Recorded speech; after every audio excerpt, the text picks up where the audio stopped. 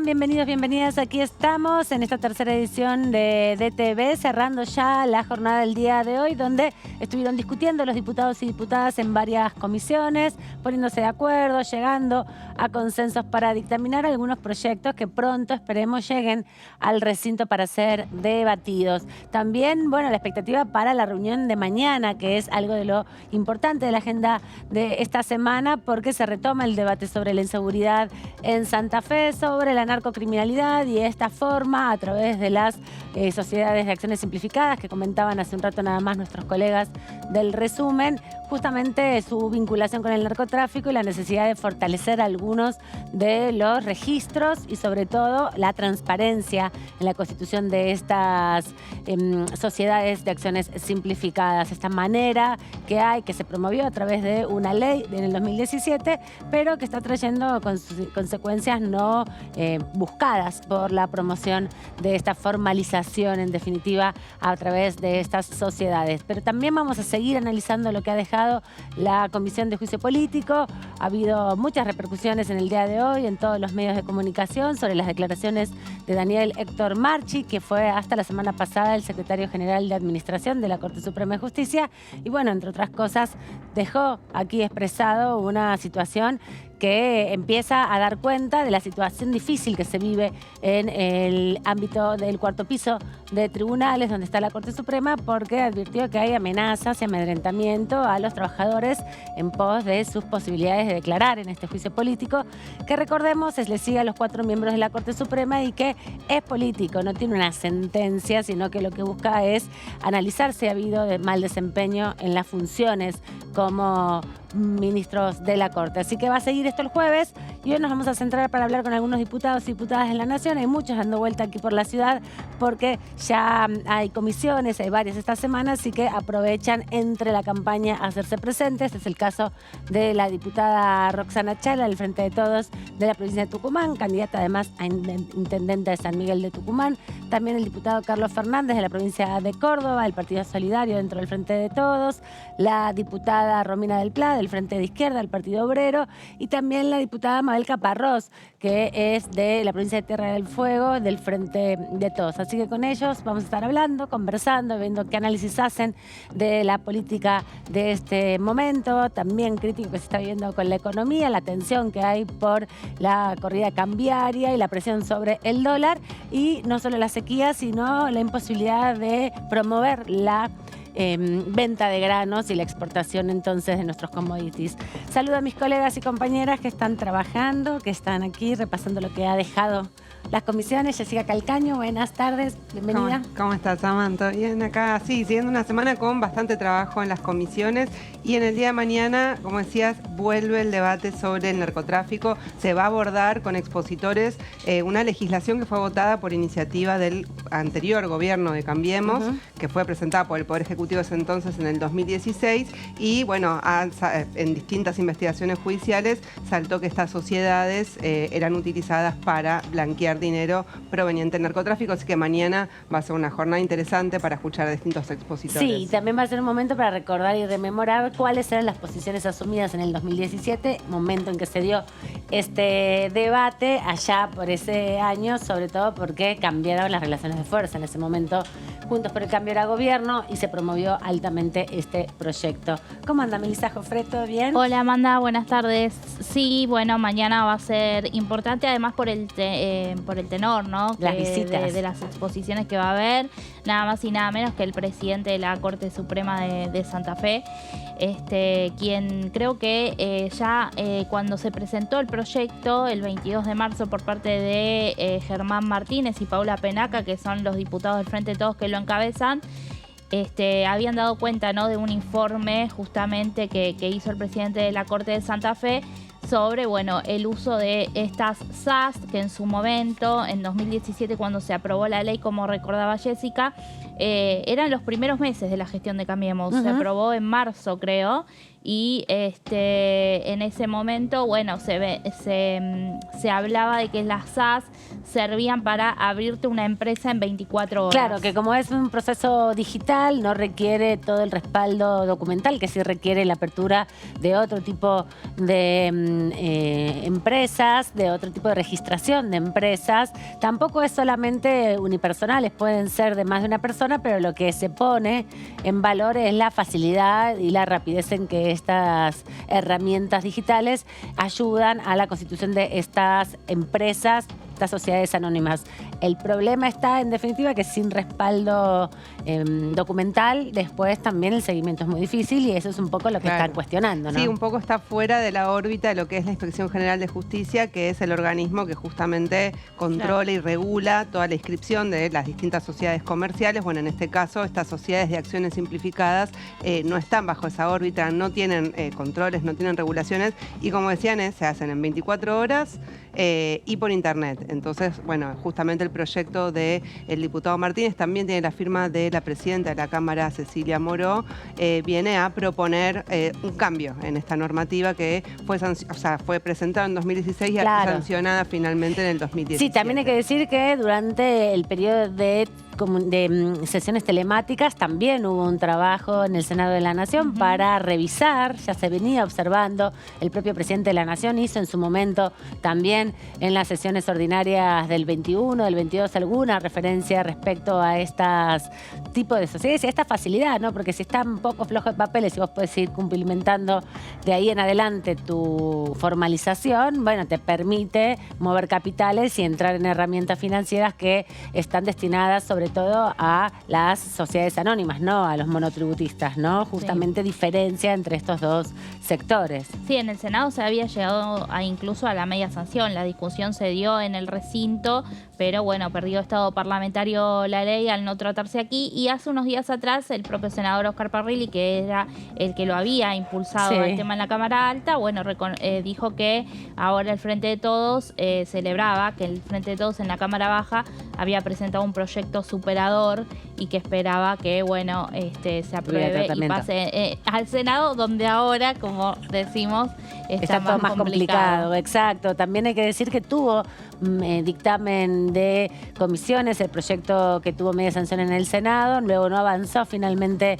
en la Cámara de Diputados en la posibilidad de su debate, no cumplimentó todo el recorrido de las comisiones, por eso también esta nueva iniciativa, que como bien dice Meli, está firmada y respaldada por las autoridades del bloque oficialista. Pero no solamente de eso, que es lo que vamos a conversar sobre mañana, sino también lo que sucedió hoy.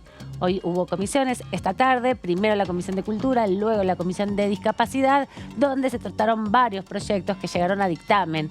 Muchos de ellos serán seguramente promovidos para una próxima sesión. Estamos justamente repasando ahí la instancia donde los diputados y diputadas están discutiendo y debatiendo y conversando respecto a los proyectos, todos ellos acompañados por la firma de los distintos bloques, ¿no? Fue participativa. Sí, de hecho el diputado Valdés pidió un aplauso al finalizar la comisión justamente por haber logrado que sean de consenso y tenía alrededor de 15 puntos, si no recuerdo mal. Sí, más o menos los proyectos entre declaración y proyectos de ley.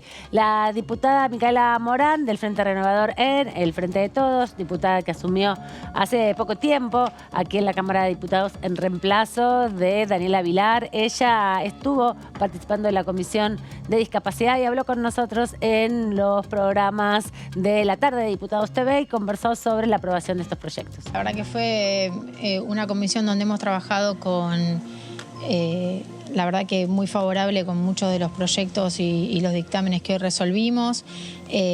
Algunos dictámenes decidimos, algunos proyectos, dejarlos en trabajo de asesores para poder mejorarlos sobre todo y encontrar algún que otra opinión y sobre todo alguna cuestión técnica que nos pueden llegar a resolver las organizaciones o los consejos que intervienen en esos proyectos, así que la verdad que bueno, hemos sacado muchos dictámenes y justamente algo que es para destacar que el diputado Valdés reconocía al final de la comisión, que es una comisión que trabaja mucho, que ha logrado llevar muchos dictámenes al recinto y que la verdad venimos de sesiones muy emotivas. Lo decía en la última sesión que me tocó hablar acerca de un proyecto en la sesión y le decía, venimos de lograr muchos proyectos que han salido de esta comisión, así que estamos contentos con el trabajo y destacar, ¿no?, que es una comisión que funciona muy bien. Bueno, el resumen de la diputada Micaela Morán, un poco las conclusiones de lo que ha sido esta comisión. Y en la comisión se le dio dictamen a un proyecto de ley que sintetiza el trabajo de distintos diputados de oficialismo y oposición para el diagnóstico y la prevención del TEA, justamente uno de los diagnósticos que se vienen discutiendo hace varios años aquí en la Cámara y no se puede llegar a un dictamen favorable. Hoy pasó. Los déficits de atención tienen que ver con estas patologías y tenemos a la diputada Roxana Chala del Frente de Todos de la provincia de Tucumán.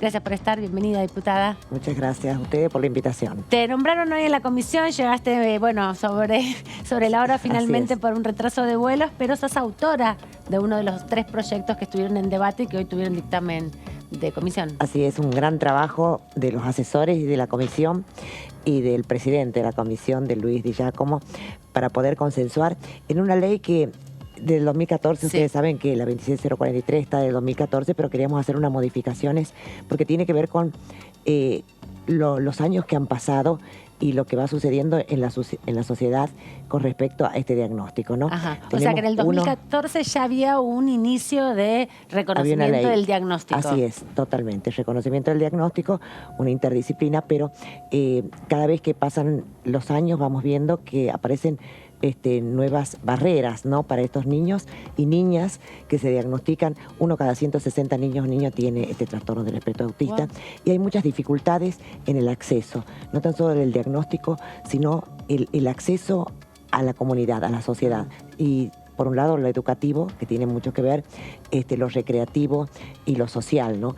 Entonces en ese contexto es unir las fuerzas de distintos sectores y también se ha modificado quién va a ser el órgano rector de todo esto, ¿no?, que va a ser el ANDIS, la Agencia Nacional de Discapacidad. Por supuesto que vamos a trabajar de manera conjunta con el Ministerio de Educación. Sí, hoy hablaban eso, ¿no?, de la articulación entre ministerios y poner en la Agencia Nacional de Discapacidad como la rectora. Sí, la centralidad para articular esas acciones, ¿no? Totalmente.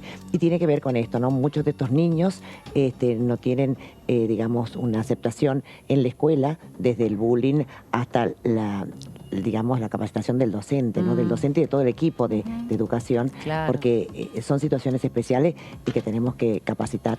Pero estos niños, muchos de ellos dejaban. Entonces lo que nosotros tenemos que garantizar es que la educación sea, digamos, correcta. Y además lo que tenemos que pensar es que la detección precoz, el tratamiento muy, muy precoz, lo hace más fácil la inserción escolar. Claro, en Tucumán nosotros presentamos un proyecto, un programa de trastorno del espectro autista en la parte pública, muy interesante, y ahora, conjuntamente con la Caja Popular de Ahorro y la bancaria, estamos haciendo un centro educativo terapéutico público, porque si bien hay uno privado, pero el centro educativo terapéutico tiene que ver con los niños muy pequeños, con el diagnóstico, que hacen toda la terapéutica, toda la terapia y todo lo educativo, la currícula educativa en el mismo lugar. Porque si no, para la mamá que trabaja, para un padre que trabaja, ir 3 veces a la psicóloga, 2 veces a la psicopedagoga, claro, 1 vez a la fonoaudióloga, eso significa un gran desgaste en la familia, pero además significa que dejen las terapias. Sí, la organización del día a día, ¿no? Después terminás. Y después, individualmente, ir a algún profesional individualmente es carísimo, por un lado, pero además, no todos los profesionales pueden o saben o están capacitados para poder atender a estos niños. Así que bueno. Claro. ¿Y cómo se imagina esa articulación con el Ministerio de Educación? Porque me imagino también que va a hacer falta fortalecer profesionales o capacitaciones también para hacer todo ese acompañamiento y poder hacer el diagnóstico temprano. Fundamental. Y también que lo hagan algunas veces, no es tan sencillo el diagnóstico, y en las escuelas también muchas de los llamados de atención de las maestras a la familia le piden que vea al niño y demás, y ahí nos damos cuenta del diagnóstico. Es decir, eso va a articular de tal manera que los docentes estén capacitados como para también darse cuenta rápidamente y poder interactuar con los padres, ¿no? O sea que las capacitaciones docentes no solamente es la capacitación en términos de conocimientos nuevos para incorporar, sino también este tipo de protocolos, este tipo de capacitación, ¿no? Totalmente. Las jornadas esas que hay 2 o 3 veces por año en las escuelas. Sí, es muy interesante. Nosotros en Tucumán tenemos una plataforma muy linda que es gratuita para todos los docentes, se llama Formar, y a través de esa plataforma todo lo que tenga que ver, por ejemplo, con salud, educación y demás, lo pasamos por ahí, cuidado del medio ambiente, por esa plataforma funciona muy bien, y antes todas estas capacitaciones docentes eran pagas. Ajá. Y bueno, en nuestra gestión esas capacitaciones pudieron ser gratuitas, entonces pueden acceder la mayoría de los docentes que Con pueden tener puntaje. Además. Exactamente, claro. Que lo pueden. Diputada, otro proyecto importante que se presentó en su momento también, con un acto incluso creo que en el Salón de Pasos Perdidos, fue la ley Lautaro, la ley que tiene que ver con tartamudez. No sé si había estado Guado de Pedro en el acto. Sí, nos acompañó. Nos acompañó. Pero todavía no se trató en comisiones. No, todavía no se trató. Ahora pedí que por favor empieza por salud, se va a tratar. Pedí a la presidenta Mónica Fein que si la podemos tratar porque perdió estado parlamentario, así que la tuve que volver a presentar. Ajá. Y la idea es que podamos visualizar y visibilizar esta situación que muchos niños no llegan o muchas familias no saben a dónde llevarlo. Nosotros generamos hace varios años en el hospital público un espacio muy interesante en donde participan la familia y los chicos, y hemos logrado de la deserción escolar que el 60% no lo haga. Nosotros teníamos una alta tasa de deserción y ahora el 60% continúa. Ya tenemos chicos que están estudiando enfermería, tenemos chicos que están estudiando abogacía. Es decir, que lo que tenemos que formar es equipos, primero, que estén capacitados en la atención y que puedan incluirlo en todo tipo de actividades. Incluimos actividades culturales, actividades como la música, el arte, todo lo que tenga que ver con que el chico se sienta incluido. Inclusive trabajamos en la escuela, por supuesto con los docentes, pero también con los mismos compañeros, porque el bullying es muy frecuente, entonces se trabaja hasta con los padres de los compañeritos que tienen el niño con un problema, ¿no? Porque tiene que ver con esto de la inclusión, y también la inclusión laboral, ¿no? De estos chicos, porque luego que hacen un trayecto educativo o lo terminan, ¿cómo lo incluimos? Claro, porque es más prejuicio del resto de la comunidad que de las personas que tienen tartamudez, ¿no? En definitiva, es más lo que uno se pone ansioso porque la otra persona por ahí no puede o tarda más tiempo en conformar una comunicación, las palabras, las frases, que la persona que tiene esa situación, ¿no? Y la oportunidad tienen que tener las niñas. Estos chicos son fantásticos.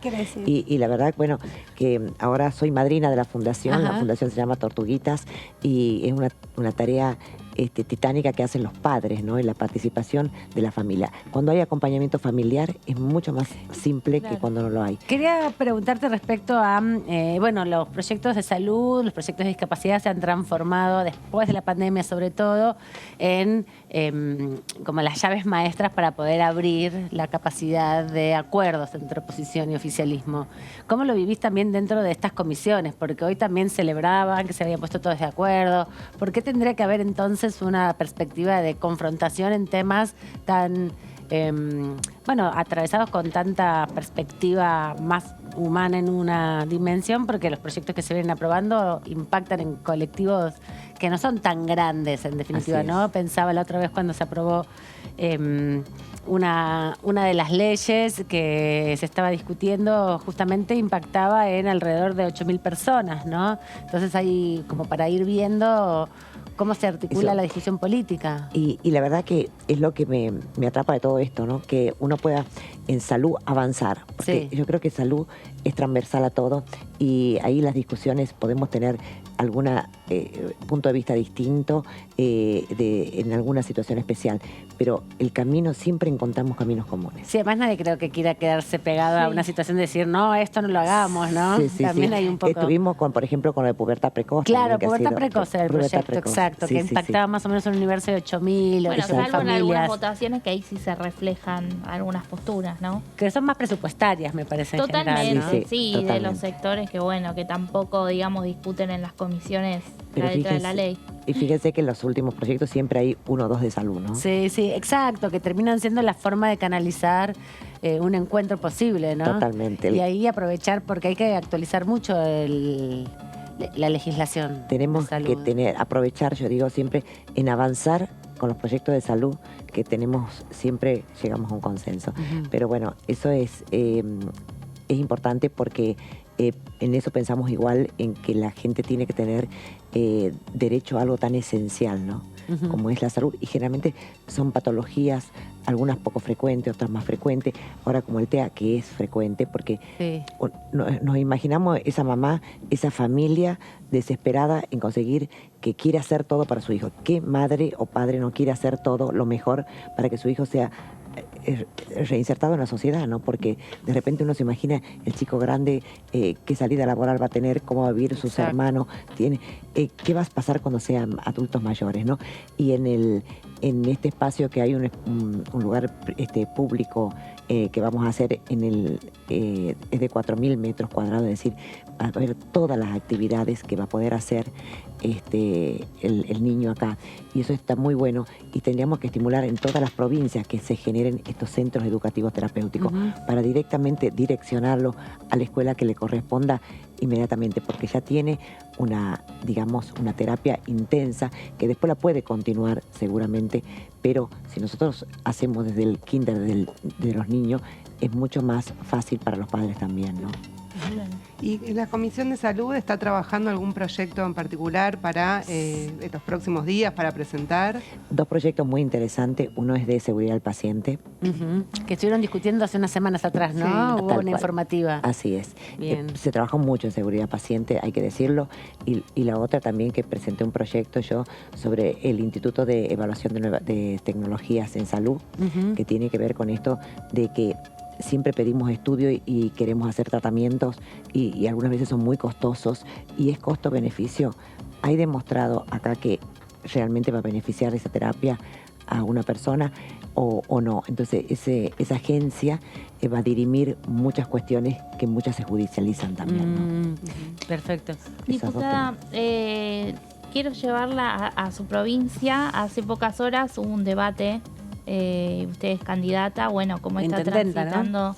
Candidata a ¿Cómo intendenta están informados acá de todo, Miguel. Por supuesto. Porque vimos que muchos diputados y diputadas este año, bueno, en general cuando hay elecciones ejecutivas, van, compiten o intentan competir por puestos ejecutivos en las localidades, en las provincias. Hay como una dinámica muy cotidiana también que se da en el Congreso, ¿no? Que han pasado por aquí y luego trabajan para llegar a la... Este año hay mucho. Al Ejecutivo. Muchos. Mucho en particular. Muy Este larga. 23 hay Más muchos. de 50. Mira. Más de 50.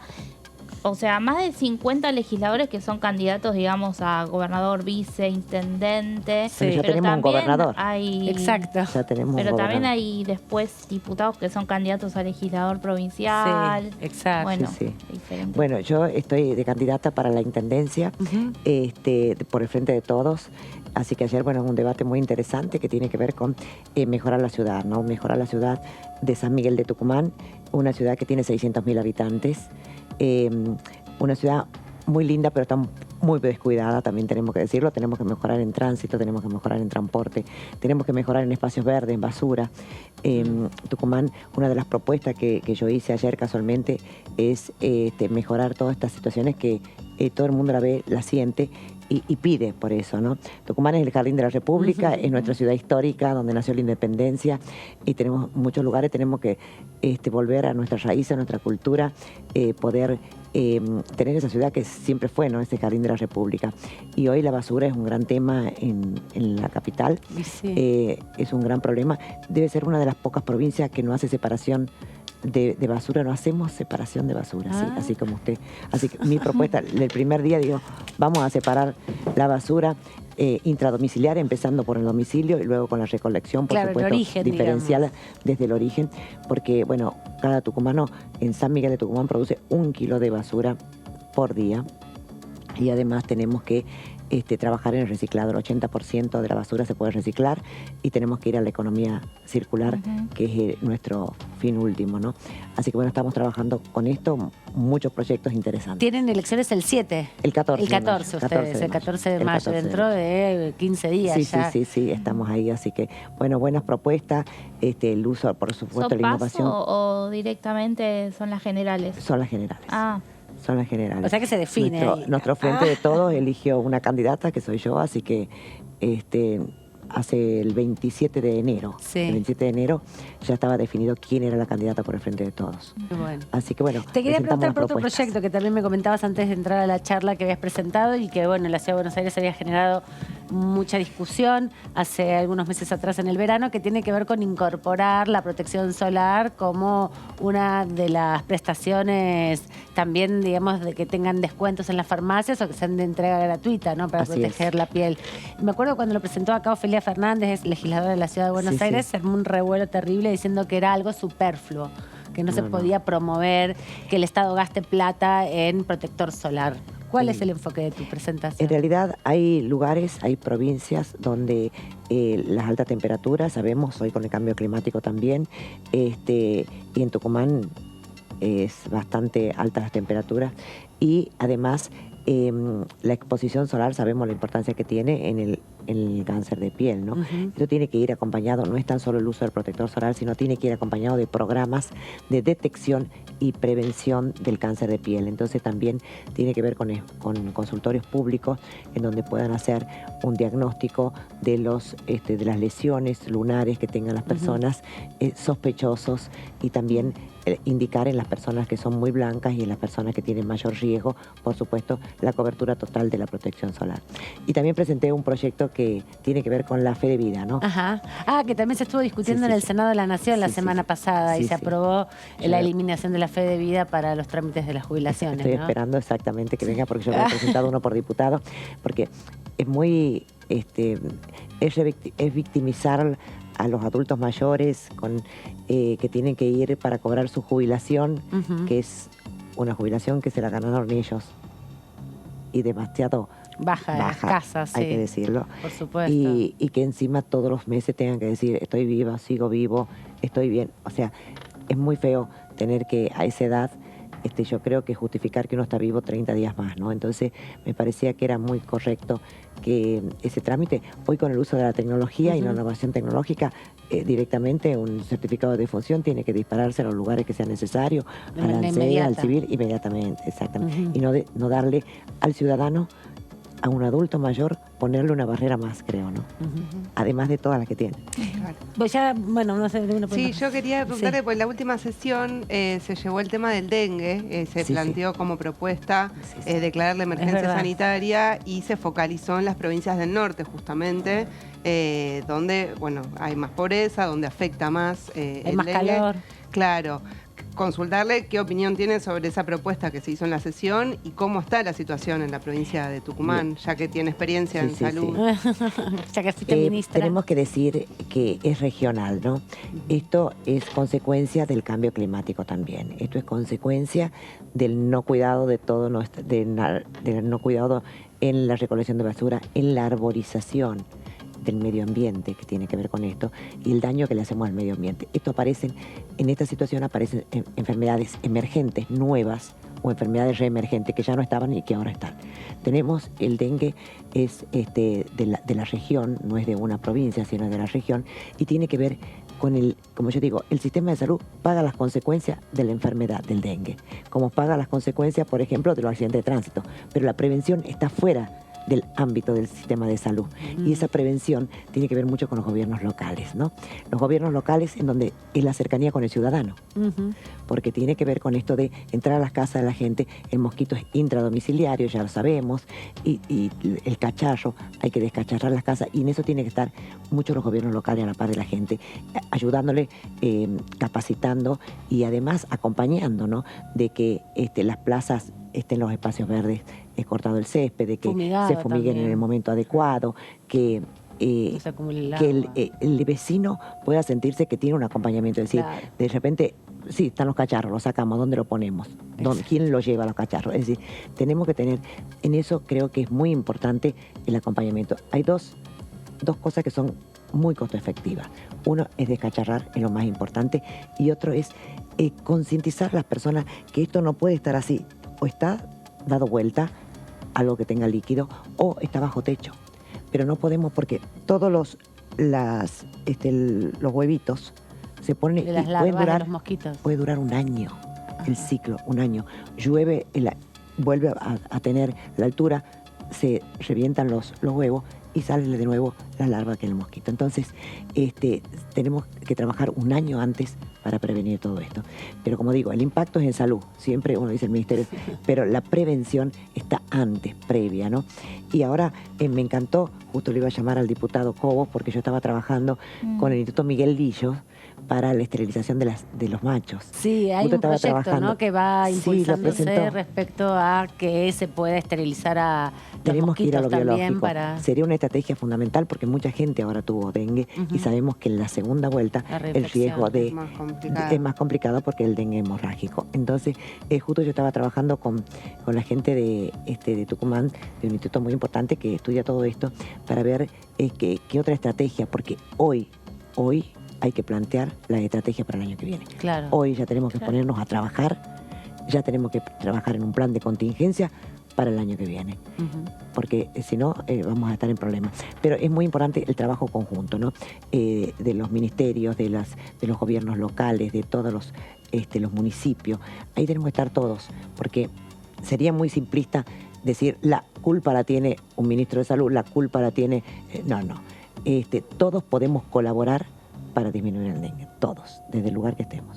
Y en ese sentido, diputada, ya que volvió un poco a Tucumán y al municipio, preguntarle, planteaste la situación, bueno, de del dengue, de la situación de la basura. Te quería preguntar también sobre no tanto las economías regionales a nivel provincial, sino las estrategias también para abordar la crisis económica a partir también de los mercados de cercanía, de la promoción también de los cultivos agroecológicos, del trabajo con no los grandes pools de alimentación, sino con la economía regional, familiar, la agricultura familiar, que Tucumán tiene su desarrollo importante. Nosotros tenemos que desarrollar estos polos que tienen que ver los polos de artesanos, los polos de feriantes, los polos de emprendedurismo. Hay muchos emprendedores en Tucumán y también de aquellas personas que producen y que directamente de la producción vaya a la góndola, es decir, al mercado. Hay un mercado central que no está abierto en Tucumán, que es un mercado de hace más de 80 años que se cerró y no se abrió más.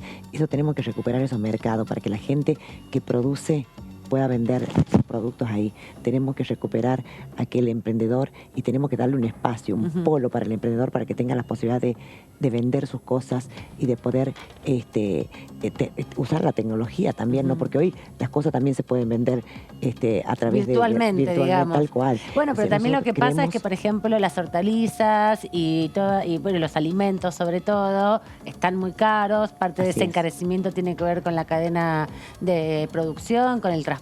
Muchas veces hay que traer, o a las provincias hay que llevar de lugares muy lejanos las hortalizas, y también se venía discutiendo. De hecho, habían perdido estado parlamentario antes que asumas como diputada 2 proyectos que se habían aprobado sobre el plan arraigo para que las personas de los campos no se vayan de los campos a las ciudades a buscar oportunidades, y por otro lado también el reconocimiento de la agricultura familiar como una dinámica que impacta favorablemente en la economía. Y ahora que te va a tocar seguramente discutir ahí en Tucumán o participar o ser la intendente de la provincia, me imagino que todas esas son problemáticas que también aparecen en la diaria. Un Estado inteligente es el que acompaña a la gente. Un Estado tiene que estar a la par de la gente y tenemos que ayudarlo en todo. La gente que produce y la gente que pone todo el esfuerzo, que pone todo, arriesga todo.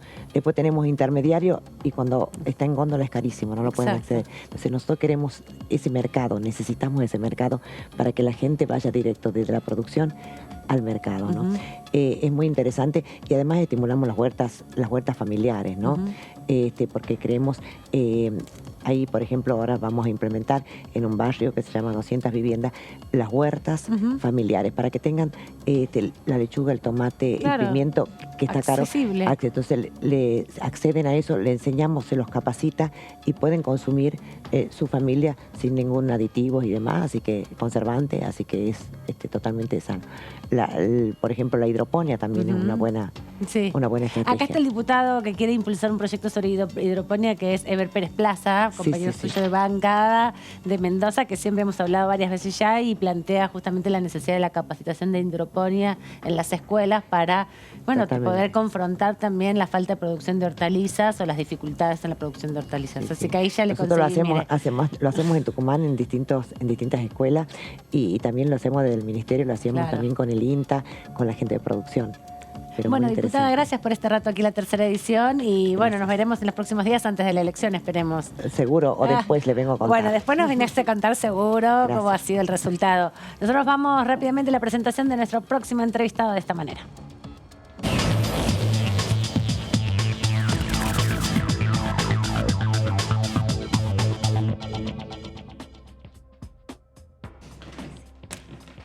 Le damos la bienvenida al diputado Eduardo Fernández de la provincia de Córdoba, del Frente de Todos. ¿Cómo anda, diputado? Bienvenido, buenas tardes.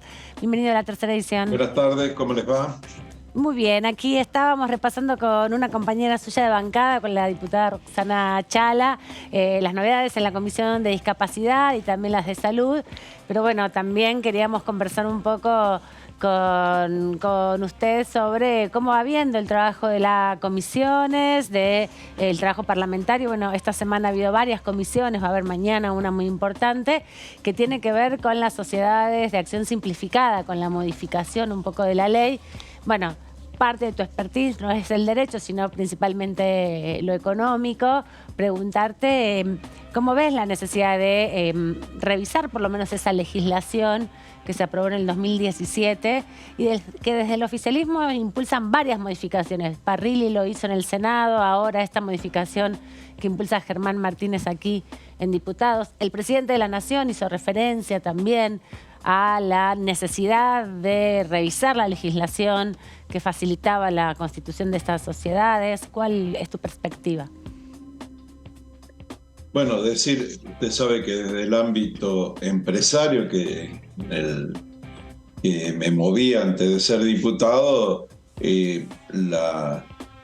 las sociedades simplificadas aparecían como una solución, una facilidad a constituir sociedades, sobre todo por la rapidez. Ahí se nos congeló la imagen, justo, está difícil la conectividad. A ver ahí, diputado. Hola, ¿me Hola, escuchan? sí. Se quedó un poco entrecortado, pero se escuchó bien. No, las investigaciones judiciales, sobre todo lo que hace a lavado, en lo que hace a facturas apócrifas, tuvieron dentro de las investigadas a muchas sociedades anónimas simplificadas, porque yo lo digo también, ¿no? El instrumento no está mal para agilizar, pero las direcciones provinciales, que son las encargadas de custodiar la veracidad de los datos suministrados y de hacer el seguimiento del cumplimiento, a veces no han sido efectivas. Por lo tanto, hay que corregir y tomar las precauciones del caso sin eliminar un instrumento que ha servido mucho, sobre todo para unión de pymes, por ejemplo, para hacer algunas obras públicas o poder haber asistido, ¿no? Diputado, entonces lo que se busca es fortalecer los controles en la constitución de estas y el seguimiento de estas sociedades de acciones simplificadas, porque lo que se entendía es que se hacía por internet, entonces toda la documentación respaldatoria era menos requerida en un punto, era más laxas, también los requerimientos, y ahí se podía constituir una sociedad de acción simplificada con dinero proveniente de activos ilícitos, de actividades como el narcotráfico. Correcto, es decir, un lavado de dinero. Son las inspecciones personas jurídicas, yo no quería decir el nombre, pero en cada provincia está delegado el control efectivo, pero a la luz de los hechos de que aparecen estas sociedades en muchas de las investigaciones fiscales y también que la justicia ha hecho, obliga a poner algunos puntos en la reforma de esta ley. Pero es lo más importante. ¿Qué tal, diputado? Buenas noches, o buenas tardes, buenas noches. Jessica Calcaño la saluda. Quería consultarle porque usted integra 2 comisiones que tienen proyectos que son bastante reclamados por organizaciones de la sociedad civil, en el caso de los hipotecados UBA, por la Comisión de Finanzas, y también la ley de humedales. Preguntarle qué pasa con esos proyectos, si ve, bueno, de hecho los créditos UBA se había quedado en reuniones de asesores para intentar avanzar en un dictamen común, si eso avanzó finalmente, si puede ser un tema que llegue al recinto, la ve difícil, ¿qué evaluación hace?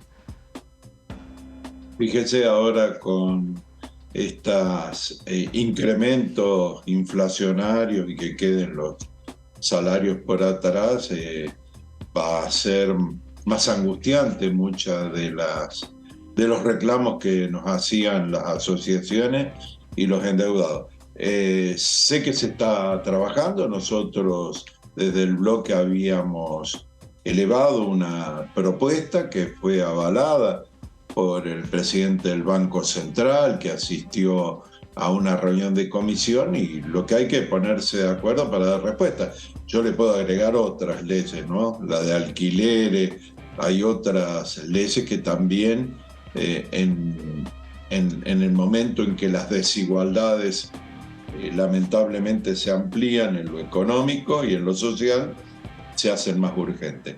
La otra comisión, la de ambiente, les iba a decir que le iba a dar a la diputada tucumana, mi colega, algo más de trabajo, porque seguramente también irá a la Comisión de Salud este proyecto. Ingresé un proyecto de presupuestos mínimos ambientales, de prevención, de control y de corrección de lo que es la contaminación acústica. Y lo hago en un día que es un día consagrado internacionalmente, que es el día de la concientización sobre el ruido y sus efectos, que tendríamos que hacerlo también en oficinas públicas, etcétera, porque lo ha recomendado la Organización ¿Cómo se le ocurrió el Mundial proyecto? ¿De dónde surge la idea de hacer un proyecto para tener unos presupuestos mínimos sobre el impacto que tiene la contaminación sonora o la contaminación del ruido? Sí, me llegó la inquietud, por supuesto, que hay sectores, asociaciones, sobre todo que tienen chicos y chicas con dificultades y que sienten más esto, pero en el mundo han avanzado legislaciones, y nosotros decimos presupuestos mínimos porque son las jurisdicciones municipales y provinciales las que tienen el control efectivo. Claro. Hay, por ejemplo, en Cava una norma al respecto, pero ha ido avanzando el tema. Y legislativamente no es ninguna novedad. Hubo 4 proyectos ya desde el 2007 al 2019, que fueron ingresados en diputados en 2 ocasiones. El primero, Marta Maffei, en el 2007, en el 2011... Exdirigente de la educación, de los sindicatos de la educación. Como diputada, sí. Verónica Claudia Venas también lo hizo en el 2011. La senadora Norma Morandini lo hizo en el Senado. Y el último proyecto, que fue en el año 2019, el diputado Daniel Filmus, en ese momento diputado nacional. Los 4 tuvieron media sanción, pero los 4 perdieron vigencia legislativa. O sea que hay no han podido ser tratados. Hay una comprensión general del Congreso de que hay que legislar en este sentido. Sí, lo han hecho los principales países. Es necesario unificar los criterios. Usted calcule que ya la Organización Mundial de la Salud avanzó en determinar la cantidad de decibeles con precisión a través de convenciones internacionales, estudios que se hicieron, y hay algunas normas de carácter municipal o provincial, muy pocas, pero que no se corresponden a esa calificación. Entonces, ¿Qué hemos hecho? Hemos explorado sobre esos proyectos, los hemos incorporado con colaboración de ingenieros especialistas en esto. Es un proyecto medio denso, tiene 56 artículos, tiene 8 capítulos y 3 anexos, porque hay que tener alguna precisión porque abarca muchos aspectos, y seguramente va a ir, como ha ido anteriormente, a la Comisión de Ambiente, a la que pertenezco, y a la Comisión de Salud, porque es un lugar de contacto. Así que ese ha sido también un trabajo que he hecho con mi equipo, ya hacía tiempo, lo veníamos trabajando desde el año pasado, creemos haberle dado una forma correcta, hemos valorado los aportes que hicieron legisladores y equipos anteriores, los mencionamos y hemos agregado algunas cuestiones que el avance de la técnica en el mundo permite, y por lo tanto hoy con la existencia del CONICET, con otros institutos, nos va a permitir controlar y avanzar mucho más. ¿Qué tal, diputado? Melissa Jofré lo saluda. Le quería consultar, bueno, cómo está viendo usted lo que ha pasado esta semana con la corrida cambiaria, con la suba del dólar y esta posibilidad de rediscutir el acuerdo con el Fondo Monetario Internacional. ¿Cómo lo veo? Yo siempre les vuelvo a repetir, provengo de los sectores productivos. Lamentablemente lo hemos visto muchas veces. No es una corrida que sucedió por consecuencia solamente de dificultades macroeconómicas. Es una clara actitud especulativa, es decir, mientras con su sueldo, los ingresos de los pequeños y medianos empresarios, de todos de los profesionales queda atrás, se producen estas actitudes especulativas que son llevadas a precio también. Es decir, hoy, ¿cuál era la queja que recibían? Muchas de las grandes empresas que tienen insumos difundidos hoy suspendieron las entregas por las dudas, es decir, venía de ayer.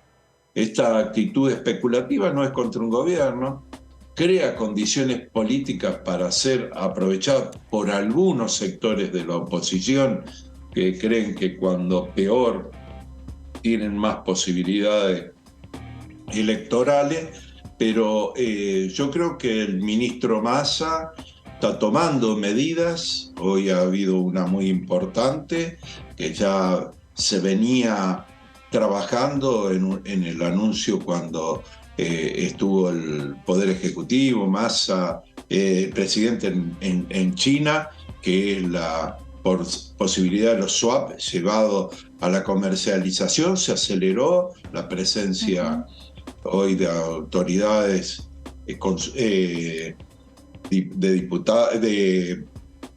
referida a comercio exterior de China. Hoy han ratificado con el ministro Massa. Ya hoy, hace un rato me decían, ya algunas de las operaciones ya de CIRAS que estaban atrancadas van a poder ser liquidadas, han sido habilitadas con la moneda del yuan. Entonces eso va a descomprimir un poco. También lo que decía usted, la firmeza de decir nosotros no vamos a hacer explotar el país por cumplir algunas condicionalidades impuestas por el Fondo Monetario Internacional bajo otras circunstancias.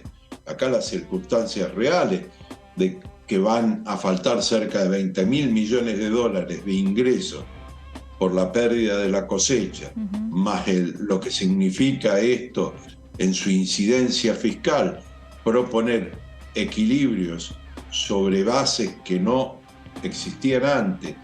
Tampoco estaba en el momento que se firmó el convenio todas las consecuencias de la guerra con respecto al rebalanceo de costos de productos y servicios internacionales. Se ha modificado eso. Entonces, por lo tanto, me parece que la actitud que tomó el gobierno nacional, el ministro Massa, el control sobre los especuladores que en privado decían que había una devaluación este lunes, que se cambiaba el presidente del Banco Central, que el ministro renunciaba, todas cuestiones tendientes no a un análisis de una situación económica que no se corresponde.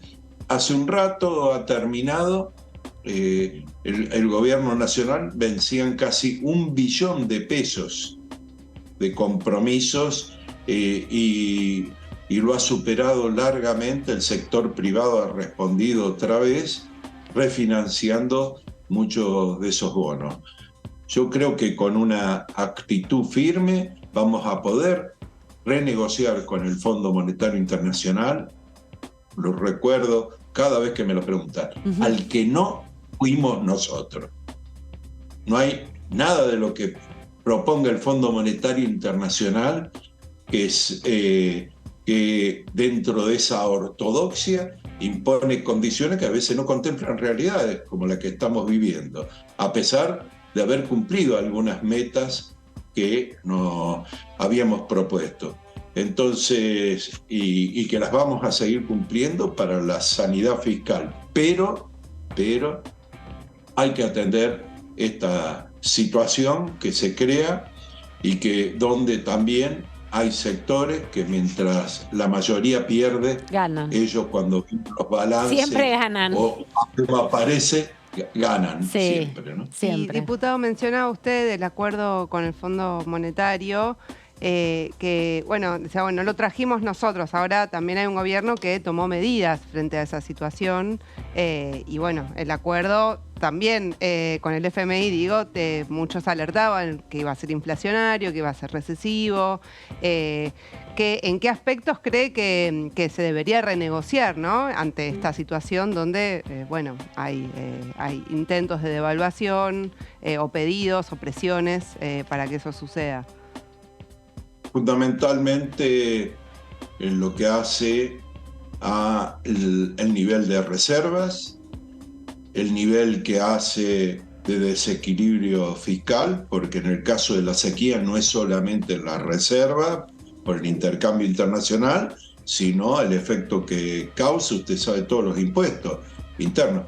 Mire, yo estoy en la provincia de Córdoba. Córdoba tiene en su economía una particularidad. En los últimos 10 años ha reprimarizado la economía, ¿no? Esto significa que el sector agropecuario en su Producto Bruto Geográfico avanzó mucho más que el sector manufacturero.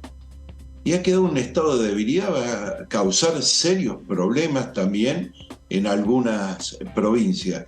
Paradójicamente, vemos las cifras que seguramente luego de estos desequilibrios de los últimos días van a sufrir bajas en actividad, pero tenemos capacidad instalada de las mejores en los últimos tiempos. La producción no ha parado. CAMI hace pocos días sacó el interanual. Las pymes han aumentado su actividad.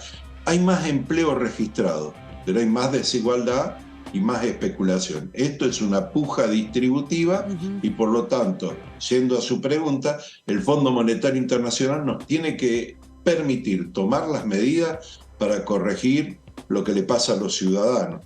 Y hay que decir que esto pasa y que hay también una multilateralidad en las relaciones, que ya no puede solamente el voto de Estados Unidos establecer condiciones con lo importante que es ese país, pero ustedes saben que nos ha costado más de 3.000 millones de dólares esta tasa de interés que ha aumentado en el Fondo Monetario Internacional y las tasas que nos han cobrado por haber accedido a un crédito que superaba los límites que establecía el Fondo Monetario Internacional.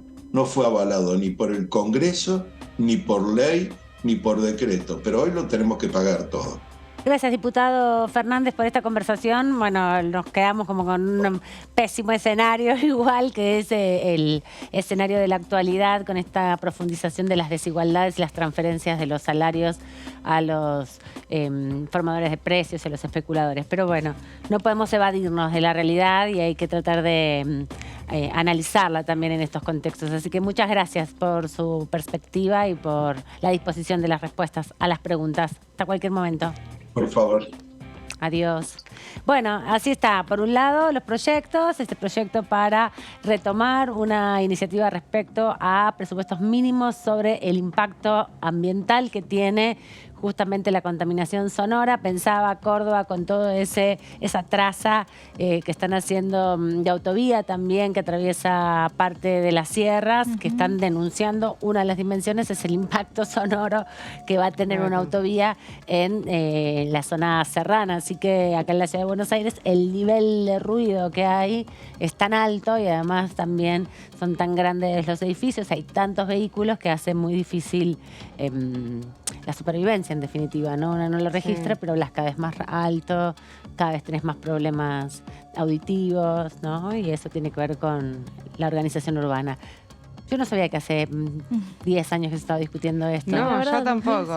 2007. Y menos que había tenido media sanción. 4 ¿no? veces. No, claro, Sí. con tantos proyectos que mencionó toda la historia. Así que importante, y además porque se conmemora en estos días, justamente hoy, el Día Internacional contra el Impacto Ambiental del Sonido, que es una preocupación de la Organización Mundial de la Salud, donde los estados que forman parte de este organismo internacional abogan y buscan estrategias para, bueno, morigerar el impacto en la salud de toda esta contaminación que producimos como humanidad. Nos vamos rápidamente a la pausa, tenemos más entrevistas para la segunda hora de esta tercera edición y sobre todo anticipar un poco más en detalle quienes vienen mañana al mediodía, un jueves muy cargado de política que va a tener al Congreso también como protagonista, pero sin duda también al bloque oficialista porque, como bien recordábamos hace algunos días atrás, también va a haber una clase magistral de la vicepresidenta de la Nación que va a tener a todo el bloque oficialista en atención seguramente. Así que volvemos en un instante nomás, quédense ahí.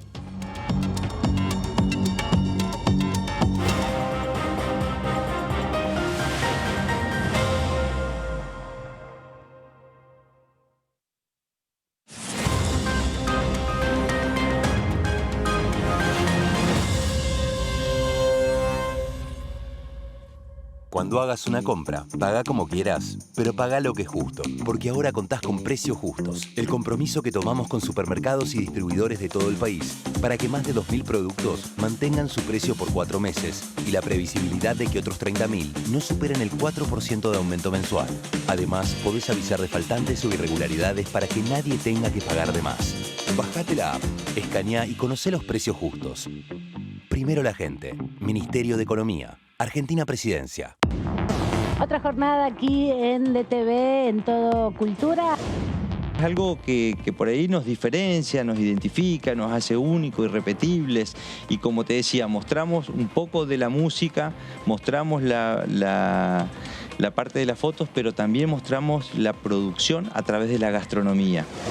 La cantidad de fotos varía el partido. Si me preguntas el partido de la final, tengo creo algo de 6.000 o 7.000 fotos. Fue una locura editar eso. Me imagino. Pensá que las cámaras de hoy son muy rápidas. Sacan 30 fotogramas por segundo. Es más que un video. Wow. Ya filman más que una cámara de video. Todo Cultura, miércoles 23 horas. Continúa abierto el registro de acceso para los subsidios a la energía. Ahí podrás realizar la solicitud para acceder a los subsidios de gas y electricidad. Ingresá a www.argentina.gov.ar/subsidios y completa el formulario de inscripción. Acordate de tener las facturas a mano, ya que se te van a solicitar datos de medidor y número de usuario. No hace falta que el servicio esté a tu nombre. Con la segmentación energética, construimos un sistema energético más justo y sustentable y seguimos acompañando a quienes más lo necesitan. Secretaría de Energía, Ministerio de Economía, Argentina Presidencia. Bienvenidos a Mundo Villa, el noticiero de los barrios populares, de las villas de la ciudad, del conurbano. Vinieron 60 organizaciones que están trabajando con el tema de equinoterapia, por ejemplo, que es una terapia que ayuda muchísimo a chicos con discapacidad, pero que es poco accesible para toda la ciudadanía. En la edición que pasó pudimos becar a un montón para estudiar licenciatura, tecnicatura, en periodismo. O sea, como la misión no termina con estas capacitaciones, sino que sigue y el proceso continúa hasta que lograr un título universitario. Mundo Villa, martes, 23 horas. Exportamos bienes por más de 88.000 millones de dólares en 2022. Y detrás de ese dato hay un movimiento económico que llega a cada rincón del país. Primero la gente. Ministerio de Economía. Argentina Presidencia.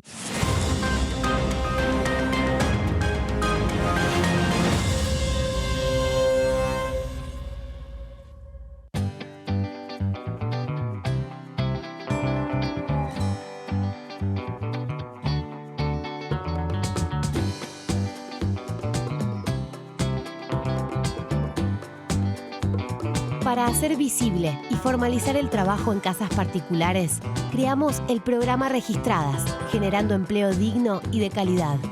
Inscribiendo a una trabajadora de casas particulares, formalizás un puesto de trabajo y asegurás que acceda a todos sus derechos. A través del programa Registradas, durante los primeros 6 meses, el Estado cubre el 50% del sueldo de las nuevas trabajadoras. Una herramienta para visibilizar, formalizar y reconocer el trabajo del personal de casas particulares. Argentina Presidencia.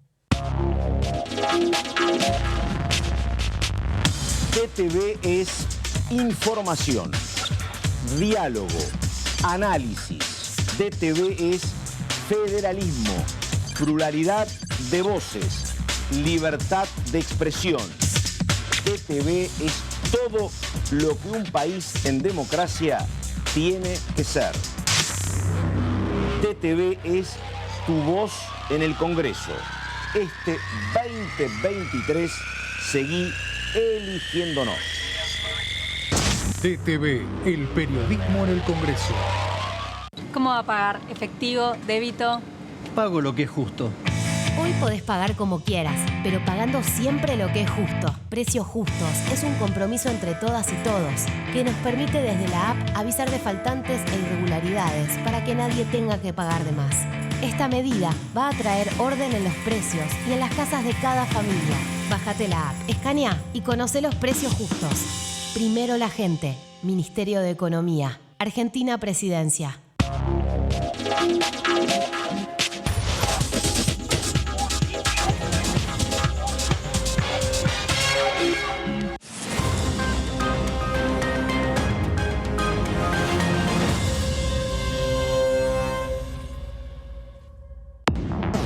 Hola, ¿cómo va? Bienvenido. Mira, yo crecí con la política, crecí en un hogar de políticos. Hubo un tiempo de mi vida cuando era niño que tenía a mi abuelo materno que era diputado, mi tío que era diputado nacional, se llamaba Ferdinando Pedrini, otro tío Adán era diputado provincial y mi papá era intendente. La miel orgánica del Chaco es líder en exportaciones. Esa no la conozco, ¿y es rica? Sí, riquísima porque no tiene, la miel que viene en el impenetrable, no tiene, es prácticamente la única miel en Argentina que no tiene restos de agroquímicos. DTV Entrevistas, viernes 23 horas. Cuando hagas una compra, paga como quieras, pero paga lo que es justo, porque ahora contás con precios justos, el compromiso que tomamos con supermercados y distribuidores de todo el país, para que más de 2.000 productos mantengan su precio por 4 meses y la previsibilidad de que otros 30.000 no superen el 4% de aumento mensual. Además, podés avisar de faltantes o irregularidades para que nadie tenga que pagar de más. Bajate la app, escanea y conocé los precios justos. Primero la gente. Ministerio de Economía. Argentina Presidencia. DTV es información, diálogo, análisis. DTV es federalismo, pluralidad de voces, libertad de expresión. DTV es todo lo que un país en democracia tiene que ser. DTV es tu voz en el Congreso. Este 2023 seguí eligiéndonos. DTV, el periodismo en el Congreso.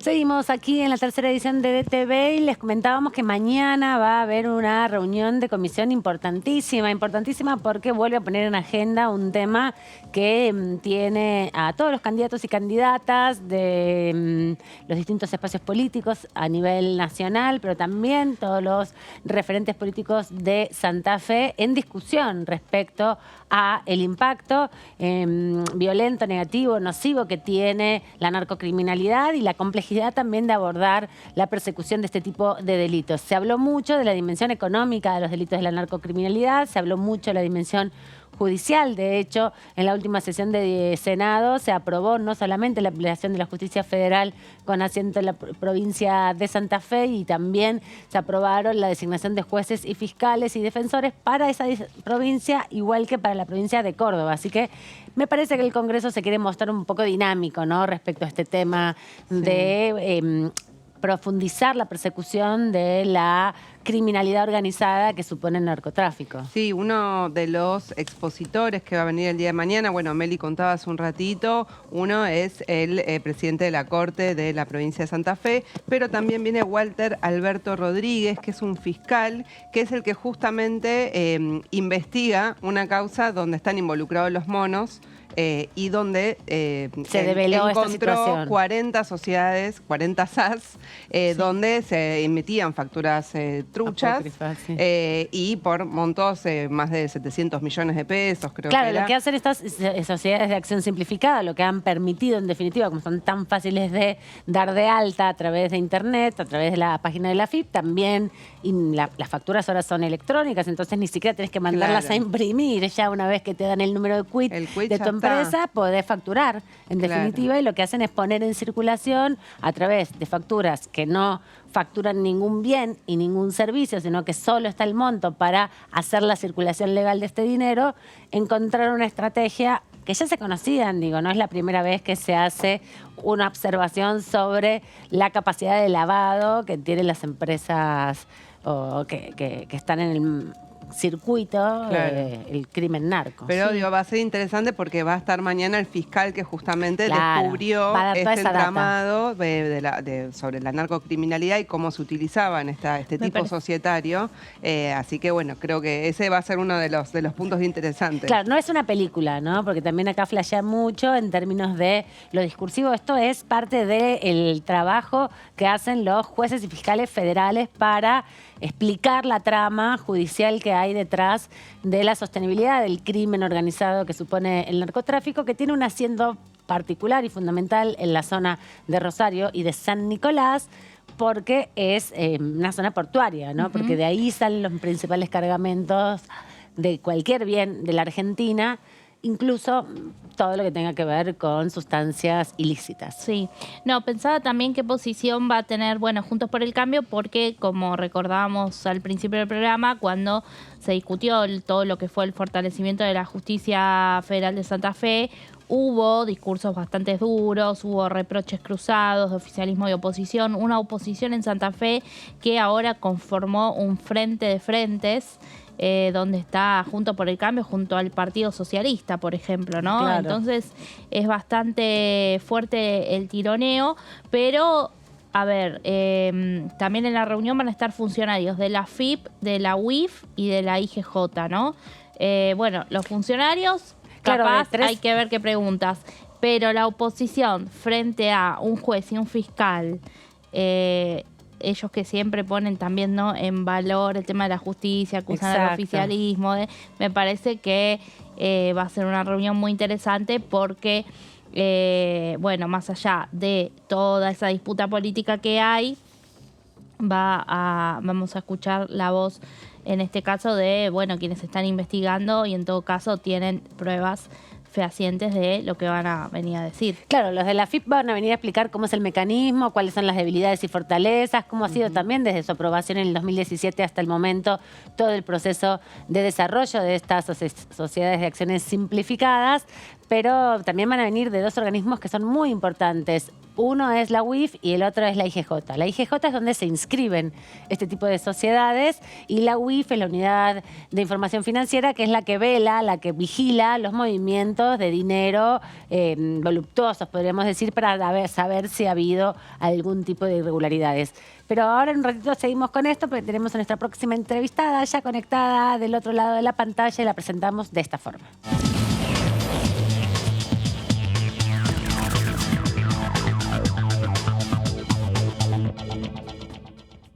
Le agradecemos a la diputada Mabel Caparrós este ratito aquí en la tercera edición de DTV. ¿Cómo anda, diputada? ¿Todo bien? Todo bien, Amanda. ¿Cómo estás? Buenas noches a la mesa también. ¿Cómo están ustedes? Bien, aquí analizando un poco los trabajos que se vienen haciendo en las comisiones. Ninguna de las que está convocada sos parte de las comisiones, pero sí supongo que venís siguiendo. Quería tu opinión respecto al proceso que se está dando con respecto al juicio político contra los miembros de la Corte. En estos días se ha develado mucha información sobre el desmanejo de la obra social, pero bueno, también empezó de una manera un poco debilitada. Parece que ya tiene más centralidad la discusión que tiene acá el Congreso. Sí, sin dudas, es un tema, digamos, muy complejo, es una comisión que está funcionando con un tema que es de alta sensibilidad y muy complejo, porque estamos hablando ni más ni menos que de la Corte Suprema de Justicia. Y preocupante, ¿no? Porque uno va escuchando los expositores, lo que van, y ahí sentimos la fragilidad institucional realmente que se está viviendo con la Corte Suprema de Justicia, ¿no? Las internas que tienen, lo que debilita de una manera, las instituciones de una manera muy grave. Así que bueno, yo creo que eso en cuanto a lo que está pasando, quienes están yendo, y por otro lado creo que la comisión está haciendo un gran trabajo, una gran tarea, más allá de la efervescencia, los debates, las discusiones que tienen, que son propios del ámbito parlamentario. Creo que se está haciendo un gran trabajo, con respeto, con investigación, con un alto nivel, creo, de objetividad hacia en busca del objetivo, ¿no? Que en definitiva es ver si hay acusación o no hay acusación, para que este tema pase al Senado de la Nación. No tengo mucho más para decir, porque bueno, por ahí uno puede opinar cosas y terminar siendo parte, pero sí creo que la comisión, en el más amplio sentido de sus miembros, está haciendo una buena tarea, que los chisporroteos son propios de un debate en comisión, y hoy tuvimos un debate por una tontería, ¿no? Sí. Porque, bueno, con la Comisión de Cultura, yo había presentado dos proyectos que no tienen nada que ver quizás con la complejidad que está teniendo, ¿no? La comisión que lleva adelante el juicio político a la Corte. Pero bueno, nada, las diferencias que tenemos con la oposición hacen que pasen estas cosas en las comisiones. Y bueno, dos proyectos que no se compartió, no sé, desde Juntos por el Cambio, el apoyo a, digamos, lo previo a una producción, la preproducción audiovisual en dos proyectos de Tierra del Fuego.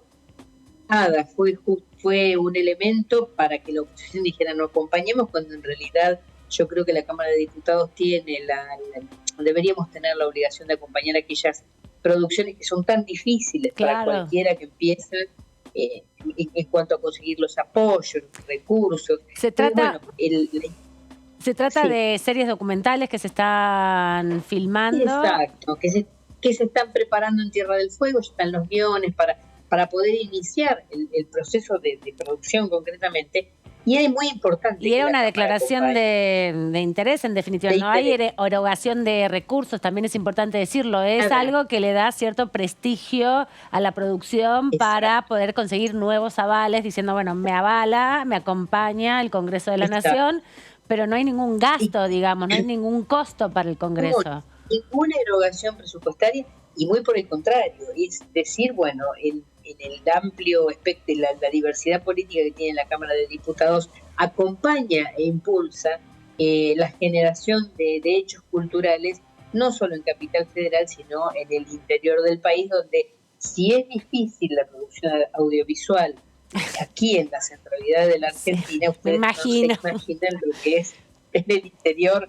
Hermosos escenarios naturales, pero llevar toda la maquinaria hasta allá debe ser costosísimo. Bueno, debe haber también, obviamente, instalado algunas productoras en Tierra del Fuego, pero el traslado, claro. Y además son muy pequeños. Entonces, este impulso y esta declaración de interés creo que hubiese sido muy útil, pero bueno, en esta cuestión que estamos hoy oposición y oficialismo, donde no podemos cerrar estas cuestiones en temas como es la cultura, imagínense ustedes en temas tan complejos como es un juicio político, ¿no? Entonces yo creo que hay que ir mirando atentamente cómo se va desarrollando este procedimiento y bueno, y ver realmente y claramente cómo están nuestras instituciones. ¿Qué tal, diputada? La saluda Melissa Jofré. A propósito de esto que está diciendo, recuerdo la Comisión de Relaciones Exteriores la semana pasada, cuando usted estaba haciendo uso de la palabra y casi que se alteró todo. La vicepresidenta de la comisión, que es una diputada de Juntos por el Cambio, tomó el micrófono también diciendo que se estaban saliendo de los acuerdos. Y bueno, y no se pudo finalmente avanzar con ese proyecto que tenía que ver, ¿no?, con relacionado a la suspensión del acuerdo que hubo de Forador y Duncan. Exacto. Y usted, perdón, usted le pidió que por favor lo lean. Sí, recuerdo. Claro, lo que pasa es que uno está buscando puntos de consenso, ¿no? En algunos temas, por ejemplo, de que tiene que ver con el acuerdo Forador y Duncan, sin valorar ni a Forador ni a Duncan, los vicecancilleres, simplemente decir, bueno, el gobierno nacional resolvió dar por finalizado este comunicado que se dio, digamos, durante la presidencia de Mauricio Macri, porque no era ventajoso para la Argentina, porque en realidad, si uno quiere ser muy, digamos, sin ser polémico, este acuerdo Forador y Duncan fue un intento de recuperar la confianza del Reino Unido hacia la Argentina para retomar las negociaciones, ¿no?, en el ámbito internacional. No pasó nada. El Reino Unido jamás se sentó a dialogar con Argentina y muy por el contrario, este acuerdo Forador y Duncan hablaba de eliminar aquellas cuestiones que podían impedir o dificultar el desarrollo de Malvinas. ¿Qué es esto? Es decir, tener que ver las leyes de explotación hidrocarburífera de la Argentina, facilitar vuelos, que los vuelos en realidad no son para hacer turismo, sino para trasladar personal alimentos a las islas. Exacto, para que exploten los recursos naturales que son de la Argentina. Entonces, en realidad implicaba esto. ¿Cuál fue la idea de presentar este proyecto? Acompañar la decisión del gobierno nacional, y a mí me hubiera gustado que se hubiera dado con todos los bloques políticos. No solo no se dio, sino además que no se trató en la comisión. Pero me hubiera gustado que todos los bloques políticos acompañen, que cada uno desde el lugar que crea, ¿no? Si estaban convencidos que el Forador y Duncan era un buen acuerdo, está bien. Hubo tiempo suficiente para ver que el vínculo con Reino Unido no se modificó. Y si el acuerdo era malo, bueno, nosotros como oficialismo lo valoramos como fue y nos lo valoramos como muy malo, no malo, como pésimo, como, digamos, muy gravoso para la Argentina. Pero bueno, aún en esas diferentes miradas y opiniones, podíamos haber encontrado el punto de consenso de decir, bueno, la oposición lo da por terminado por esto y nosotros lo damos terminado de otra cosa. Creo que hoy leía, ¿no?, a Bullrich, quien está de su enfermedad, el senador, hablaba de buscar consenso, de encontrar puntos en común en la Argentina, que creo que va a haber un evento para el día 1 de mayo, y yo creo que es más que necesario empezar a encontrar esos puntos en común. No nos sirven estas cosas. Yo no sé si esto pasa de los proyectos que he presentado, que me pasó en la Comisión de Relaciones Exteriores y hoy me volvió a pasar con algo que es muy superficial, porque es en realidad tratar de ayudar a los productores, como decíamos recién, audiovisuales. Si pasa por casualidad, si pasa por alguna situación especial con Tierra del Fuego, no lo sé, pero sí digo que sería muy importante, y coincido con el senador, buscar acuerdos, ¿no? Empezar a buscar acuerdos que superadores a estas diferencias que estamos teniendo y que permitan gobernar la Argentina, porque los que se ven perjudicados son los ciudadanos y ciudadanas que habitan este país, y nosotros nos mantenemos en esta cuestión, ¿no?, de enfrentamiento permanente, de discusión permanente, discusión sin resultados de conjunto, ¿no? Porque uno puede decir, bueno, yo modifico esto y vamos hacia allá. No lo logramos por lo menos en el Congreso. Y diputada, buenas noches. Jessica Calcaño la saluda. Habla de consensos. Usted como diputada del Frente de Todos, ¿cuáles serían los puntos que propondría? Por ejemplo, hoy en día la oposición a Juntos por el Cambio y a otros bloques para poder avanzar, sea en el terreno económico, sobre todo, que es quizás lo que hoy está preocupando a la gran mayoría de la población. Yo sé que hay una situación de campaña política y que todos quieren ganar. Todos queremos ganar a cualquier costo, y cualquier costo es esto, ¿no? Y nosotros hemos tenido esta semana una corrida cambiaria, espectacular, de esas sacadas de manual imposible, y hoy con algunas decisiones que tomó el ministro de Economía, Sergio Massa, que la bajó. Ha habido especuladores, digamos, que han hecho mucho dinero en estos 3-4 días de semana. A mí me parece que frente a esto, por ejemplo, aquellos que dicen de la oposición y que son aspirantes a gobernar la Argentina, que tienen la solución a todo esto, bueno, anticipen un poco, se sienten y digan, ¿por qué no vamos para allá? Sí, la solución sería esta. Bueno, nos parece que podría ser esto. Diputada, las posiciones son contrapuestas con el principal bloque de la oposición. Ese es el punto que, digamos, desde el oficialismo se tiene una perspectiva de cómo avanzar en estos procesos. Desde el principal bloque opositor tienen otras perspectivas de cómo avanzar en el proceso. Entonces ahí es donde... Quizás, Amanda, yo creo que uno tiene que aflojarle un poco. Yo recuerdo el 2001, cuando estábamos en una situación quizás hasta peor que esta. Vos eras senadora, ¿no? En esa época. Yo era senadora. Ingresé justo antes de la renuncia del doctor de la Rúa. Y oposición y oficialismo con sus presidentes de bloque se sentaron a pensar cómo hacíamos para que no terminara de incendiarse la Argentina, ¿no? Y se sentaron y cumplieron esos pactos y esos acuerdos para poder ir saliendo adelante. La situación de hoy es diferente. Hoy quizás está todo más exacerbado porque estamos en medio de un proceso electoral y muy próximo, digamos, y me parece que está todo más exacerbado. Pero yo creo que se pueden buscar acuerdos mínimos. Los acuerdos mínimos han permitido que se resuelvan cosas en la Argentina.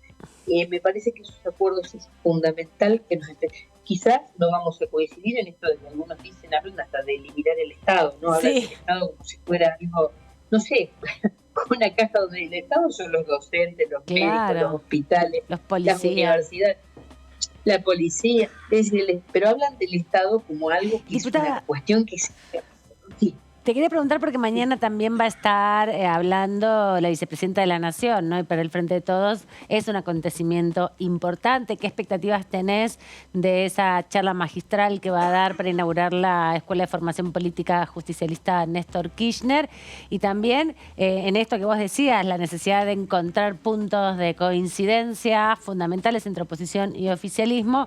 En este caso que te traía mi compañera Melissa respecto al acuerdo Forador y Duncan, bueno, se supone que Malvinas es un acuerdo transorganizaciones, o que atraviesa a los partidos políticos, que es una causa nacional. El año pasado todos nos rasgamos bastante las vestiduras por los 40 años del conflicto bélico. Entonces, en ese tono te quería preguntar un poco, ¿qué esperás del discurso y cómo ves las posibilidades de encontrar algún punto, o si pensás que Cristina puede llegar a aportar líneas de debate para el oficialismo, ¿no? Sí, sin duda, yo creo que sí, que Cristina mañana va a ser muy interesante escucharla. Yo estaba por viajar, ir al Teatro de La Plata para escucharla, pero me parece que no me van a dar los tiempos, pero sí realmente va a ser un gusto, aunque sea la vamos a estar siguiendo virtualmente. Sí, virtualmente, como lo hemos hecho en otras oportunidades. Es un gusto escucharla, es una de las, creo que es la mujer más inteligente que tiene la Argentina, no me parece, desde el punto de vista político, con una mirada tan amplia de lo que es la Argentina y de lo que debe ser la diversidad de participación política para construir, valga la redundancia, la política en la Argentina, que me parece que sí yo espero mañana escucharla con mucha ansiedad y ver cuáles son las definiciones para este momento tan especial, que es un momento de proceso electoral, ¿no? Esto que además, es decir, no es una charla magistral en cualquier tiempo y en cualquier tema. Es el tema político en un proceso electoral. Esto me parece importantísimo para el aporte que seguramente nos va a hacer Cristina mañana. Esto por un lado.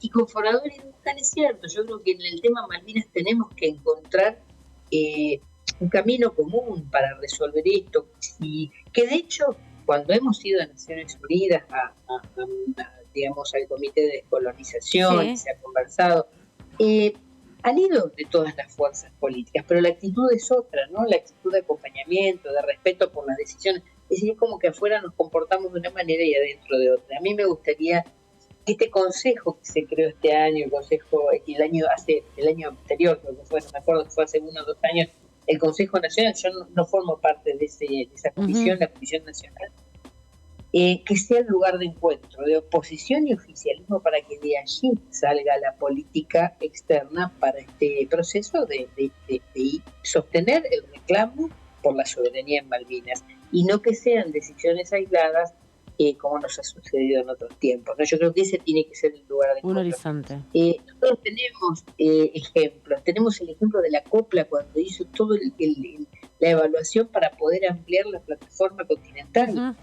Un trabajo de más de 20 años. O sea, mirá, si pasaron gobiernos, pasaron crisis en la Argentina, pasó de todo en la Argentina. Sin embargo, todos los gobiernos que pasaron lo sostuvieron. Sostuvieron este estudio, esta investigación, para finalmente definir, digamos, cuál era la real plataforma de nuestro país. Bueno, esto tiene que ser Malvinas, esto tiene que ser algunos temas que tienen que ver con toda la nación. Diputada, me quedé con lo del consenso. No, porque recordaba, o sea, el año pasado cuando se votó el acuerdo con el FMI, el acuerdo fue parte de un consenso de las distintas fuerzas políticas. Entonces, preguntarle qué evaluación hace de ese consenso, o si hay algo que tenga que ver ese acuerdo que se votó en el Congreso el año pasado con la situación cambiaria económica que está viviendo la Argentina hoy, más de un año después. No, yo creo que, bueno, el acuerdo con el fondo era necesario y creo que así lo entendía oposición y oficialismo. No sé si hubo tanto consenso o hubo intención de resolver un problema que fue generado por una deuda de 45.000 millones de dólares que había tomado el gobierno anterior y que había que afrontar. Me parece que fue hasta caballero que se contara con ese acompañamiento. Y es más, fue tan libre la decisión de acompañar que algunos de nuestro propio bloque no acompañaron y nosotros acompañamos, entendiendo la urgencia y la emergencia que nos encontrábamos. Hoy, digamos, esto que nos está sucediendo seguramente tiene que ver con el acuerdo, con la toma de deuda, hay que estabilizar las condiciones de la nación, y esto no es un tema fácil, no hay magia. Por eso hoy decía, bueno, si hay alguien tiene el conocimiento de cómo se resuelve esto, y bueno, sería bueno que se sienten con el Ministerio de Economía y digan, nosotros lo resolveríamos así. No sé si te gusta o no, pero por lo menos dejar de utilizar esta situación de crisis de la cual somos responsables, oposición y oficialismo. No puede decir la oposición que esto lo ha generado este gobierno de Alberto Fernández, porque asumimos con una deuda externa con vencimientos muy próximos que había que afrontarlos, pero además en ese circuito de vencimientos tuvimos una pandemia, tuvimos una sequía, más cosas no pueden haber pasado. Uno lo dice y dice, pero siempre la misma. No son excusas, son hechos reales que afectaron a toda la Argentina y al mundo, ¿no? Gracias, diputada, por este ratito y por la posibilidad finalmente de concretar la entrevista. Me quedé con muchas cosas para preguntarte, pero bueno, después en otro momento, porque hay varios proyectos que también estás impulsando. Así que nos veremos pronto por aquí, ojalá. Así que gracias por este rato. No, gracias a ustedes, un gusto verlas. Adiós. Bueno, desde Tierra del Fuego, desde más al sur no se encuentra. Está la Antártida también. No transmitimos desde Todavía la Antártida, no tenemos pero hubo varios representantes en la Antártida ya en este tiempo. sobre todo porque, como bien decía, recordaba la diputada Caparrós, se trabajó muchísimo por el mapa bicontinental para reconocer eso, la extensión de la plataforma submarina y la proyección argentina hacia la Antártida, que es un territorio estratégico, no solamente por la biodiversidad, por la biosfera, sino también porque es una zona de paz, de investigación y de preservación. Y el enclave colonial en Malvinas por parte de los ingleses también disputa su propia proyección en esa zona de la Antártida, que es nuestra y que con su presencia obstaculiza o genera también tensiones, ¿no? hacia esa zona, porque es una zona que no permite la proliferación de ningún tipo de experimentación bélica, pero bueno, están muy cerca parte de los países principales que aportan a la carrera armamentística. Entonces, se pone muy en juego en estos últimos meses, sobre todo, nuevamente en los discursos electorales, el rol de los recursos naturales y también las relaciones, ¿no?, internacionales. Sí, multilateralismo, sí, vínculos más estrechos con los países concentrados principalmente con Estados Unidos y, bueno, también de algún modo con la Unión Europea, ¿no?, con estos acuerdos que se habían intentado firmar. Y China también. Y ahora, es bueno, la presencia de que, China, ¿no?, tan que fuerte. genera conflicto justamente con Estados Unidos por el tema de los recursos. Están todos acá, vienen de China, claro. del Comando Sur. No, y ahí también hay un tema porque Lula viajó a Claro. China, dio un mensaje, cuestionó al acuerdo cuestionó al FMI por el acuerdo que tiene con la Argentina. Entonces eso generó también preocupación porque, bueno, Brasil tiene mucha importancia en la región. Claro, y además recordemos que es parte de los BRICS y que también hace un año y medio atrás, aproximadamente, 2021, fines del 20 o mediados del 2022, el presidente Fernández anunció que Argentina había sido aprobada para ingresar a los BRICS como un mercado de intercambio y negociación en otra moneda que no es el dólar, ¿no?, que es lo importante en definitiva. Ahora hay que ver si nos quedamos sin embajador en Brasil o no. ¿Por qué decís que no? Y dependiendo de la precandidatura de Daniel Scioli, si llegas a jugar, ¿no?, en unas PASO en el Frente de Todos, dijo que iba a pedir licencia. Claro, sí, por y supuesto. ha sido un rol clave que ha tenido Scioli con la Se relación ha reactivado con Brasil. mucho la comercialización con Brasil. De hecho, hoy estaba leyendo algunas notas sobre el gasoducto Néstor Kirchner, que dentro de 2 meses se va a estar inaugurando. Dicen que el 20 de junio va a ser el proceso de inauguración y también en ese contexto el proceso de licitación del segundo tramo que lleva de Provincia de Buenos Aires a Santa Fe, Sí. es el que no recuerdo si General Galvez o uno de esos distritos de Santa Fe donde van a llevar el gas del gasoducto Néstor Kirchner, y una obra que también se va a licitar alrededor de este año respecto al gas que entronca, digamos, este gasoducto Néstor Kirchner con la provisión de gas que hoy se importa desde Bolivia hacia Córdoba, como uno de los principales distritos. ¿Sabés que me hiciste acordar, Aman? Porque la semana pasada estuvimos todos siguiendo la corrida cambiaria, la situación económica, pero el ministro Sergio Massa hizo un anuncio en Idea Vaca Muerta de que estaba por enviar el Poder Ejecutivo al Congreso 2 proyectos muy importantes, uno sobre GNL y otro también sobre hidrógeno.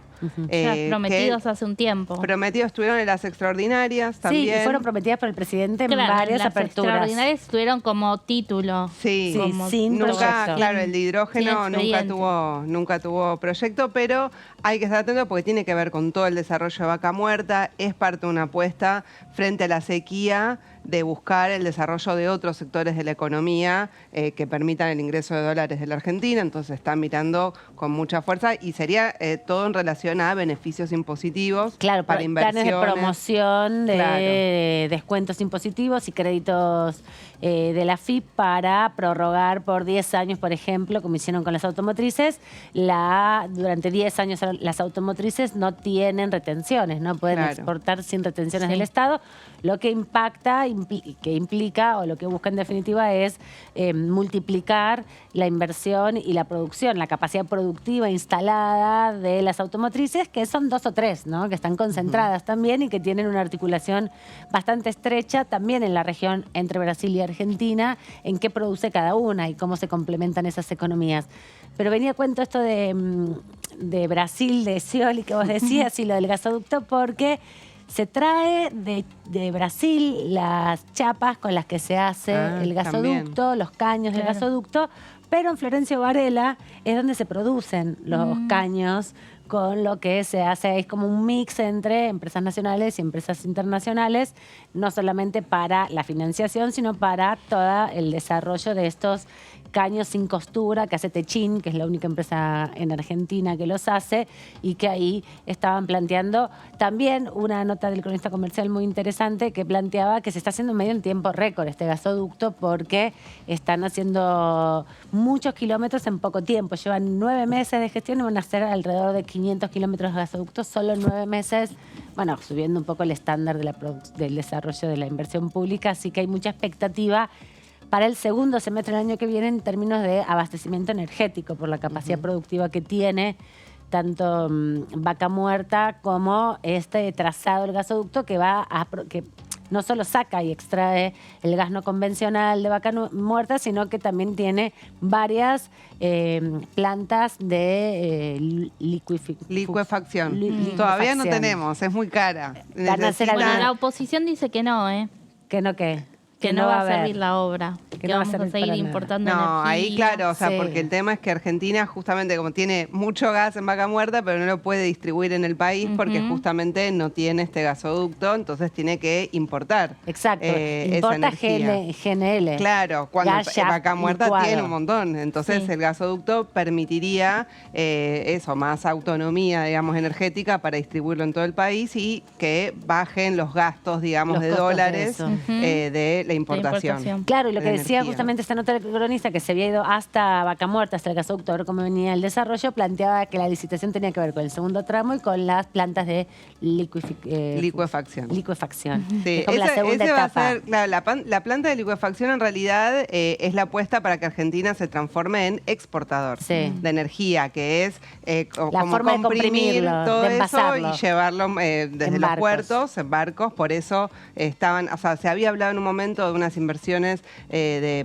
provenientes de Malasia. Exacto. Hay que ver porque es algo que necesita mucha inversión para que se haga esa planta, pero sería para que el país pueda convertirse en exportador de ese recurso. Pero eso es parte de los debates que también están, porque esos recursos naturales están por la Constitución Nacional, las regalías que generan, administradas por las provincias. Entonces también ahí hay una discusión importante de articulación entre qué promociones hace el Estado Nacional o qué plan de inversiones puede hacer el Estado Nacional. Y hasta dónde interviene. Claro, que interviene en lo general, por ejemplo, en la recaudación impositiva, que es donde puede incidir, que es lo que hace en definitiva, baja las retenciones, hace promociones de créditos fiscales para prorratear ganancias, IVA.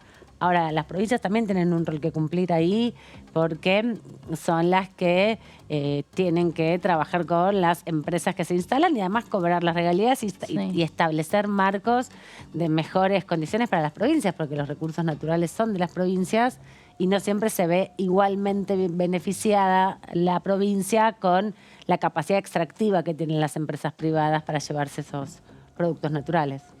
Sí, es un debate, creo que siempre aparece cada vez que se discute ley de humedales, el tema del litio, el rol de las provincias como que quedó de la constituyente del 94, que son tienen la potestad, digamos, de decidir sobre esos recursos, pero está el tema de las regalías que vos decías, que son muy bajas. Sí, es el 3% nada más. Y termina siendo menos, en realidad, por qué precio se toma. Entonces, ahí hay una discusión que, bueno, muchos diputados lo han planteado en distintas entrevistas, que hay una discusión que dar ahí también, porque les conviene a las provincias, digamos, que las empresas hagan uso de esos recursos, pero después sí, verdaderamente lo que queda de recursos es muy poco, por más de que a la provincia le signifique mucho, pero en términos también de que... De lo que impacta, de lo que el extraen. impacto ambiental, claro. Lo que es el impacto ambiental y lo que extraen. Digo, la cantidad de recursos que extraen, el 3% es mínimo. Además, en los estándares internacionales. Y eso era una construcción también que se hizo en los 90 en un proceso de negociaciones, en estos acuerdos que decía Caparrós entre el menemismo y el alfonsinismo para modificar la Constitución y poder darle cierta autonomía a las provincias en esas decisiones, pero también decir que hay un régimen hidrocarburífero nacional que impacta en ese sentido. También hay un código minero que hay que actualizar porque tiene ahí también condicionantes sobre el impacto. Es más viejo incluso el código minero, de principio de los 90, me parece, ¿no? Antes de la reforma, de hecho. Entonces también tiene concepciones muy antiguas y que han avanzado en distintos lugares del mundo. Y también respecto al litio, me recuerdo que en estos días también en Chile se aprobó la constitución de una empresa pública del litio, igual que tienen la del cobre, con este recurso mineral que es estratégico. Así que en el Triángulo del Litio, Bolivia estatizó, tiene una empresa pública, Chile tiene una empresa pública, Argentina todavía no ha decidido cómo explotarla, y México, que es otro de los lugares donde también hay litio, tiene su empresa pública, ¿no? Entonces ahí hay un debate donde, bueno, se va a dirimir bastante, veremos en las elecciones de este año aquí en la Argentina. Este es parte del debate porque ya estamos en una instancia de explotación de los recursos minerales que va a tener mucho más discusión si se diversifica un poco más la exportación de recursos argentinos. En Mundo Villa, en el programa que se emite todos los martes aquí a las 23 horas y que construye un medio de comunicación villero, justamente que tiene ese mismo nombre y que conforman Comunicación Popular desde los márgenes, entrevistaron al diputado del Frente de Todos, Juan Marino, que viene de los movimientos populares, es del Partido Piquetero, es el referente del Partido Piquetero y es uno de los diputados de movimientos sociales que hay aquí dentro de la Cámara. Conversaron de todo, les recomiendo fuertemente la entrevista, es muy importante e interesante ese programa que está hecho además por jóvenes, mucho más jóvenes que mis compañeras, por casi adolescentes, pero les trajimos unos fragmentos de esta entrevista para tentarlos un poco y que vayan a YouTube a buscar Mundo Villa del día 25 de abril. Esta entrevista de Juan Marino que no tiene desperdicios. Nosotros, por lo menos como partido piquetero y también con muchas compañeras y compañeros del Frente de Todos, también pertenecemos al espacio La Patria es el Otro, venimos peleando por medidas para mejorar el bolsillo. Una suma fija, un aumento de suma fija para los trabajadores registrados, el salario básico universal. Yo juré por el salario básico universal en esta Cámara de Diputados y lo primero que hice cuando asumí como diputado fue firmar el proyecto de salario básico universal para que todas las personas que están en la informalidad tengan por lo menos garantizado el ingreso para poder comprar el plato de comida. Y al mismo tiempo me parece importante que hagamos todo lo que podamos para generar resultados para enfrentar esta difícil situación. Por ejemplo, nosotros estamos trabajando mucho para lograr aprobar en esta Cámara el proyecto de ley de pancitas llenas, que es un proyecto que nos presentó una asociación civil que reúne a comedores y merenderos de los barrios populares para que haya un programa nacional con una tarjeta que permita comprar alimentos frescos para los comedores, con vinculación con los productores regionales, con capacitaciones, todo para garantizar lo primero y lo fundamental, que es el derecho a comer. Nosotros como Frente de Todos hicimos campaña en 2019 diciendo comer es un derecho, no un privilegio, tenemos que honrar ese compromiso y tenemos que tomar medidas en ese sentido. Hay muchas familias que dependen del comedor y del merendero para tener el plato de comida y necesitamos tomar iniciativas para mejorar la actividad de los comedores y los merenderos. Es lo que yo mencionaba al principio. Nosotros acá en la Cámara estamos impulsando con mucha fuerza el proyecto de ley de pancitas llenas. El proyecto de ley de pancitas llenas lo que establece es que haya un programa nacional que garantice que todos los comedores y merenderos que se registren en el RENACOM tengan garantizada una tarjeta para la compra de alimentos frescos. Porque uno de los problemas principales que tienen los comedores y los merenderos es la dificultad de conseguir los frescos, que son lo más caro y que además es lo más difícil que abastezca el Estado Nacional o el Estado Provincial, que muchas veces asiste o el municipal, que asiste con secos, pero que los frescos siempre se complican mucho más. Entonces, que haya una tarjeta para la compra de frescos, que haya una vinculación una articulación con los productores regionales para abaratar costos, para comprarle directamente a los productores en las distintas regiones, que haya cursos de capacitación de cómo aprovechar los alimentos lo más posible para poder garantizar el plato de comida más nutritivo posible. Claro. Es decir, un programa que focalice en la importancia de la actividad de los comedores. Y además también, hace unos días recibí acá en mi despacho a las compañeras de La Garganta Poderosa que están impulsando un proyecto de ley de reconocimiento salarial a las cocineras comunitarias. Claro, son compañeras de los comedores. Exacto, trabajadoras y trabajadores, mayoritariamente mujeres, que hace años y años y años laburan un montón en los barrios, horas y horas y horas todas las semanas. Es un trabajo socialmente necesario, porque si no es por ellas hay mucha gente que se queda sin el plato de comida. Totalmente. Y que tienen que tener un reconocimiento salarial, un régimen laboral para trabajar en mejores condiciones.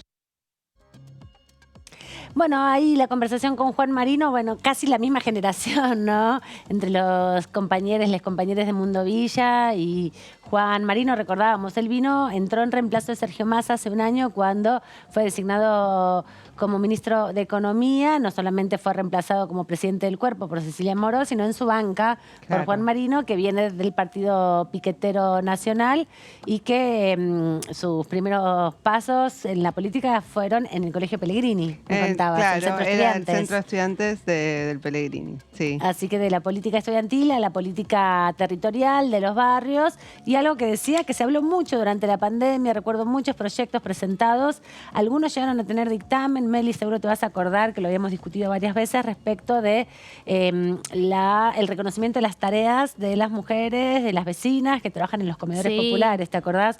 Tanto Leo Grosso como María Rosa Martínez, como también los diputados y las diputadas del Frente de Izquierda fueron presentando distintos proyectos para reconocer con un salario básico, ¿no? No se trataron igual, pero se había puesto en discusión en el medio del contexto, como vos bien decís, de la pandemia.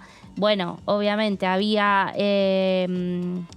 sujetos de la sociedad que eran llamados trabajadores esenciales, pero dentro de ese grupo también estaban, quizás, no sé si habían sido reconocidas en el decreto presidencial o no, creo que no. No, porque no tenían ningún tipo de estaban asistencia particular.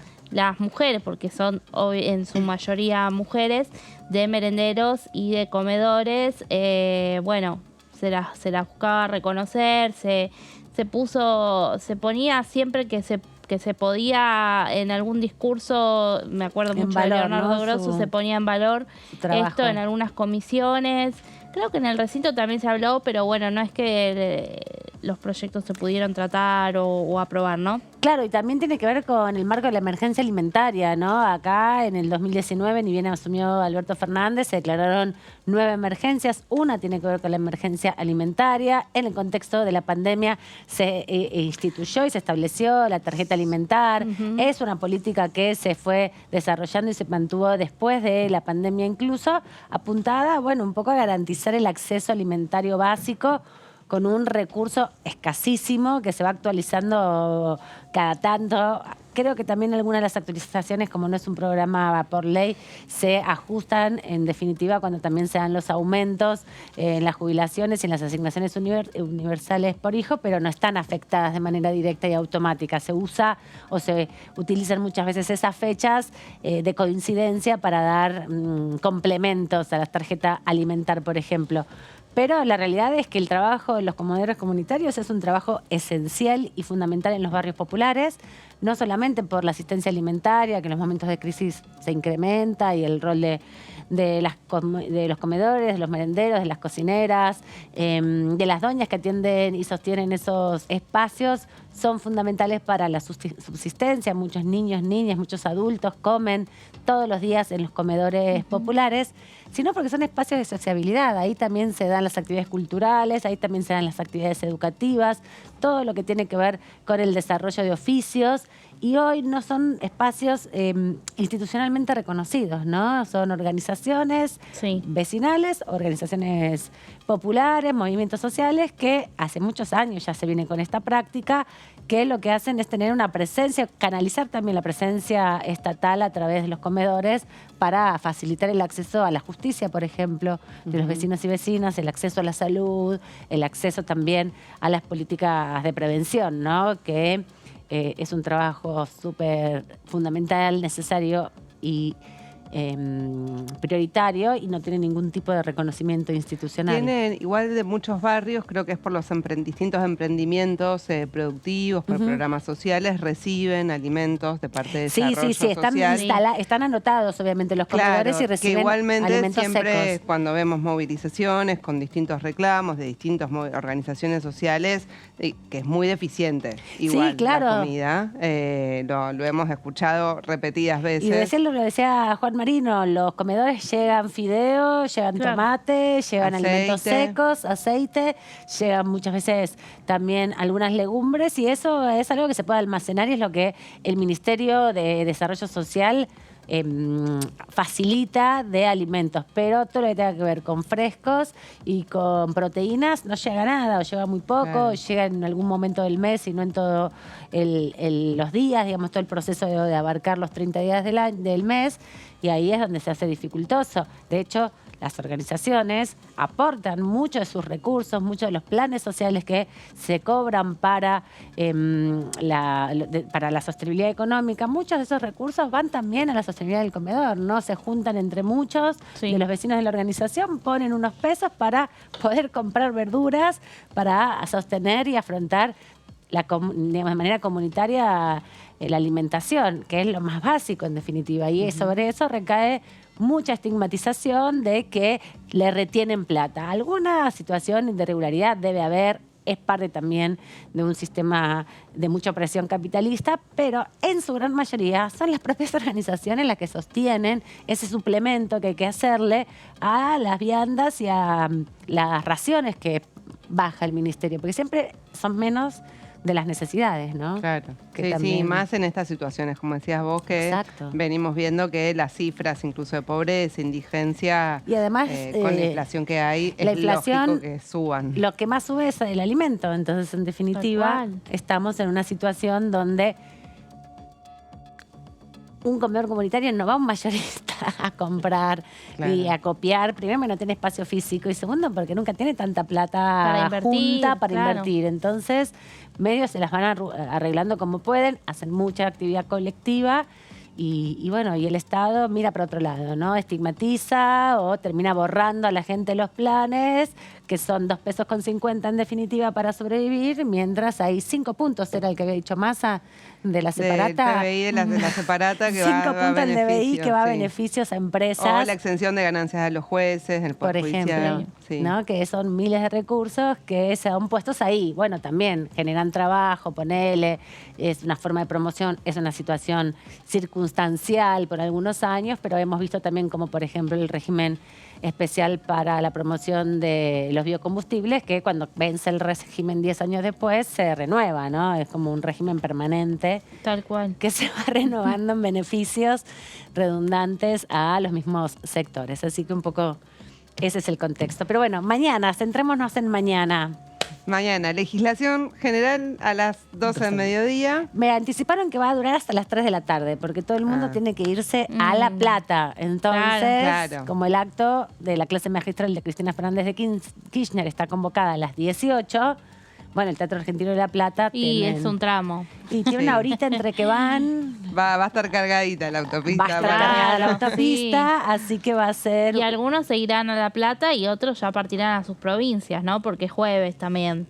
Los viernes generalmente no hay actividad de comisión.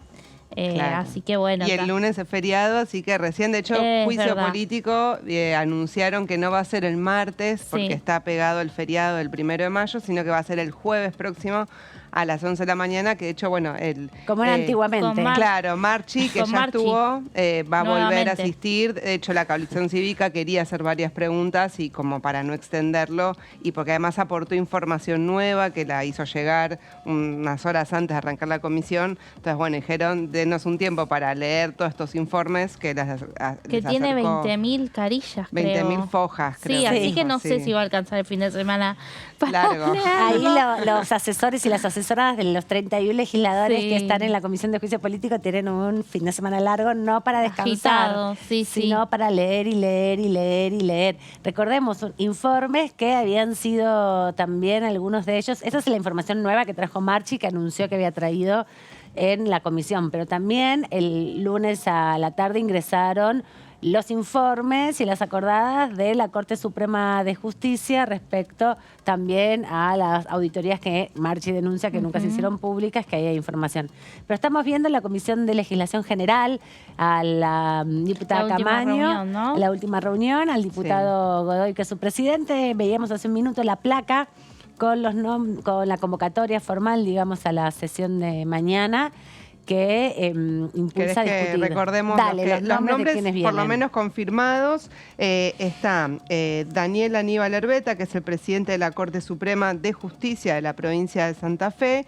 Y también está confirmado el nombre de Walter Alberto Rodríguez, el titular de la Fiscalía Federal número 2 de Santa Fe, que es uno de los que descubrieron una investigación el uso que se le daba desde la narcocriminalidad a estas sociedades de acciones simplificadas. Y después se anunció que va a participar funcionarios de la AFIP, de la Unidad de Informaciones Financieras y de la Inspección General de Justicia. Hay que ver los nombres, pero bueno, estos van a ser los invitados del día de mañana. Bueno, quédense ya con esa información, ya saben, a las 12 del mediodía vamos a estar enganchando con esa comisión. Gracias, Jessy, por este rato, por esta información también. Gracias, Meli. Nos vemos en estos días, la semana que viene. Que descansen ustedes.